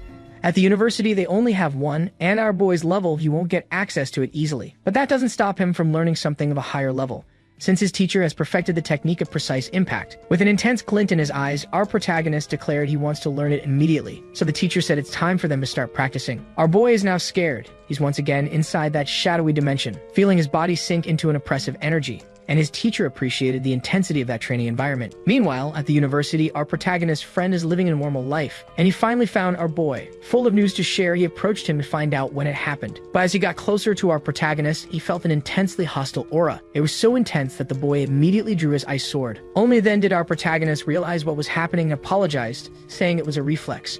Now his friend is completely in the dark, because as he listens to our protagonist's words, he can feel an intimidating energy. 10 hours earlier, our protagonist was in that illusory dimension. Several shadowy creatures were advancing toward him. His task is to defeat these creatures without using martial power, only the blade in his hand. The goal is to make his body remember this feeling to learn how to execute a precise movement. Our boy is now determined, and he uses the dull blade to defeat the illusions. This leaves his teacher very surprised. Since not all martial artists are capable of training in that place, our boy's mental strength is exceptionally high. He should have been overwhelmed by the hostile aura, but that didn't happen. Now our protagonist has made it back to his room. That first day was very intense, and that's why this is the best university there is. While he's relaxing, his phone started to ring. It's his fiancée wanting to know what happened on the first day. She also informs him that her mother sent the object our boy had asked for. She'd also sent a big thank you since Liu was helped by our protagonist during a challenge. Our boy offered to go to her room to pick up the package, but the girl thought it best not to bother him and refused, saying she'd send it via drone. She'd also found a mentor who was guiding her development very well. But when asked about his teacher, our boy preferred to stay quiet. The semester proceeded normally. Several student factions emerged as academic life seems to be very interesting, and gradually these groups started to clash. One of these groups is the Dragon Clan, and among them is the most popular freshman in the nation. Almost no one remembers what our protagonist has done so far, as he simply disappeared for the last 3 months. The truth is, only we know that he's still training with the eccentric teacher. Right now, she's applying controlled pressure on our boy's body to refine his martial energy. But our boy isn't enjoying this at all. With his energy sealed, doing these push-ups is incredibly difficult. The pressure from his teacher's energy is almost unbearable. She's also counting every single rep, and right now, he's nowhere near the 1,000th. Our protagonist can no longer stand his teacher's taunting comments, but her patience is also running thin, and she started motivating him in a much stricter way, which ended up working because our boy is moving much faster now. Finally, the training paid off, and an explosion of energy erupted. This expelled the impure energy, renewing our protagonist's muscles. He now has completely new fibers, restoring his martial power. His shirt disintegrated, showing the great increase in his power and leaving his teacher pleased with his progress. After this session, our boy wants to go back to his room. He's been here for 3 months. A bit emotional, the teacher asked if he would ever return. Our boy assured her he'd be back soon, as he needs to teach his teacher how to play video games. Outside once again and seeing the sunlight, our boy felt happy, even if his inner self dislikes the light. It feels like he's been isolated for a lifetime, and now there's a lot of work to be done. Part of the university's evaluation involves taking on outside missions, performing all sorts of dangerous tasks. Heading to the activity center, our boy wants to take on some tasks, and on the way, he ran into his friend. Ice Sword never imagined he'd see our boy that day. He had waited a long time. Talking for the first time in a long while, our protagonist learned that his friend became a martial artist 2 months ago. And now, in our boy's presence, Ice Sword noticed a dramatic change. 3 days ago, he saw a match between 2 students. One of them was the vice president of the Dragon Clan, and he ended up losing to another prodigy who is now in everyone's spotlight. While they were talking, a girl arrived. This is our protagonist's fiancée. But as soon as she saw our boy, she remembered something. She had received some rather embarrassing advice from her mother. She tried to approach him for a more affectionate greeting, but she got shy and couldn't do it. The boy found it strange that she didn't even say hello, which ended up upsetting his fiancée. Now that everyone is inside the building, they can look at the available missions. The girl and Ice Sword have already completed 3 more missions than required. They're only here to help our protagonist. The boy has already chosen 3 interesting tasks. They all involve dealing with dangerous individuals or wild creatures. Liu said that some of those missions require several people, but our protagonist has a privilege card given to him by his teacher. She assured him that few students are stronger than him right now, including the upperclassmen. His friends want to know how he got a privilege card, but our protagonist is hesitant to tell the truth. He knows that risk and reward go hand in hand. The first task is to locate a fugitive, the second to assist in an investigation, and for the third, they'll be in charge of everything. But none of this scares our protagonist. It's time for action. The secretary thought their choice was absurd, as a group of second-year students faced great difficulty on the same mission. Our protagonist showed her his privilege card, but the secretary didn't believe it. She had to call the director to confirm it. After the information was validated, she wished everyone involved good luck. Outside, our protagonist told his friends to get their gear ready, as he has something to do now. He went straight to the mechanics college. There's a dean there who made a custom weapon for our boy, one of the rewards he received from the challenge. It's finally time for him to use his new special sword. That really is a very interesting sword, and after making a few swings with it, our boy was very pleased with what he had received. Every strike from that sword is simply decisive. Even though it was made to his measurements from 3 months ago, it adapts perfectly to his martial artist body. The professor's work was truly incredible. Now, our protagonist and his team are outside. To carry out this investigation, they are using the identities of normal students. Our protagonist's vitality sensor has been enhanced. He can feel anything. An ice sword said they should head to the dormitory reserved for them. At that very moment, an old man offered them a ride. This got our protagonist excited. The mission is finally starting. Now that they're all in the old man's cart, they had to listen to him ask several questions. He was surprised to find out they were students from that place, as he doesn't know their families. Our boy said his grandfather passed away a long time ago. Luckily for him, this identity actually exists. Everything was well planned.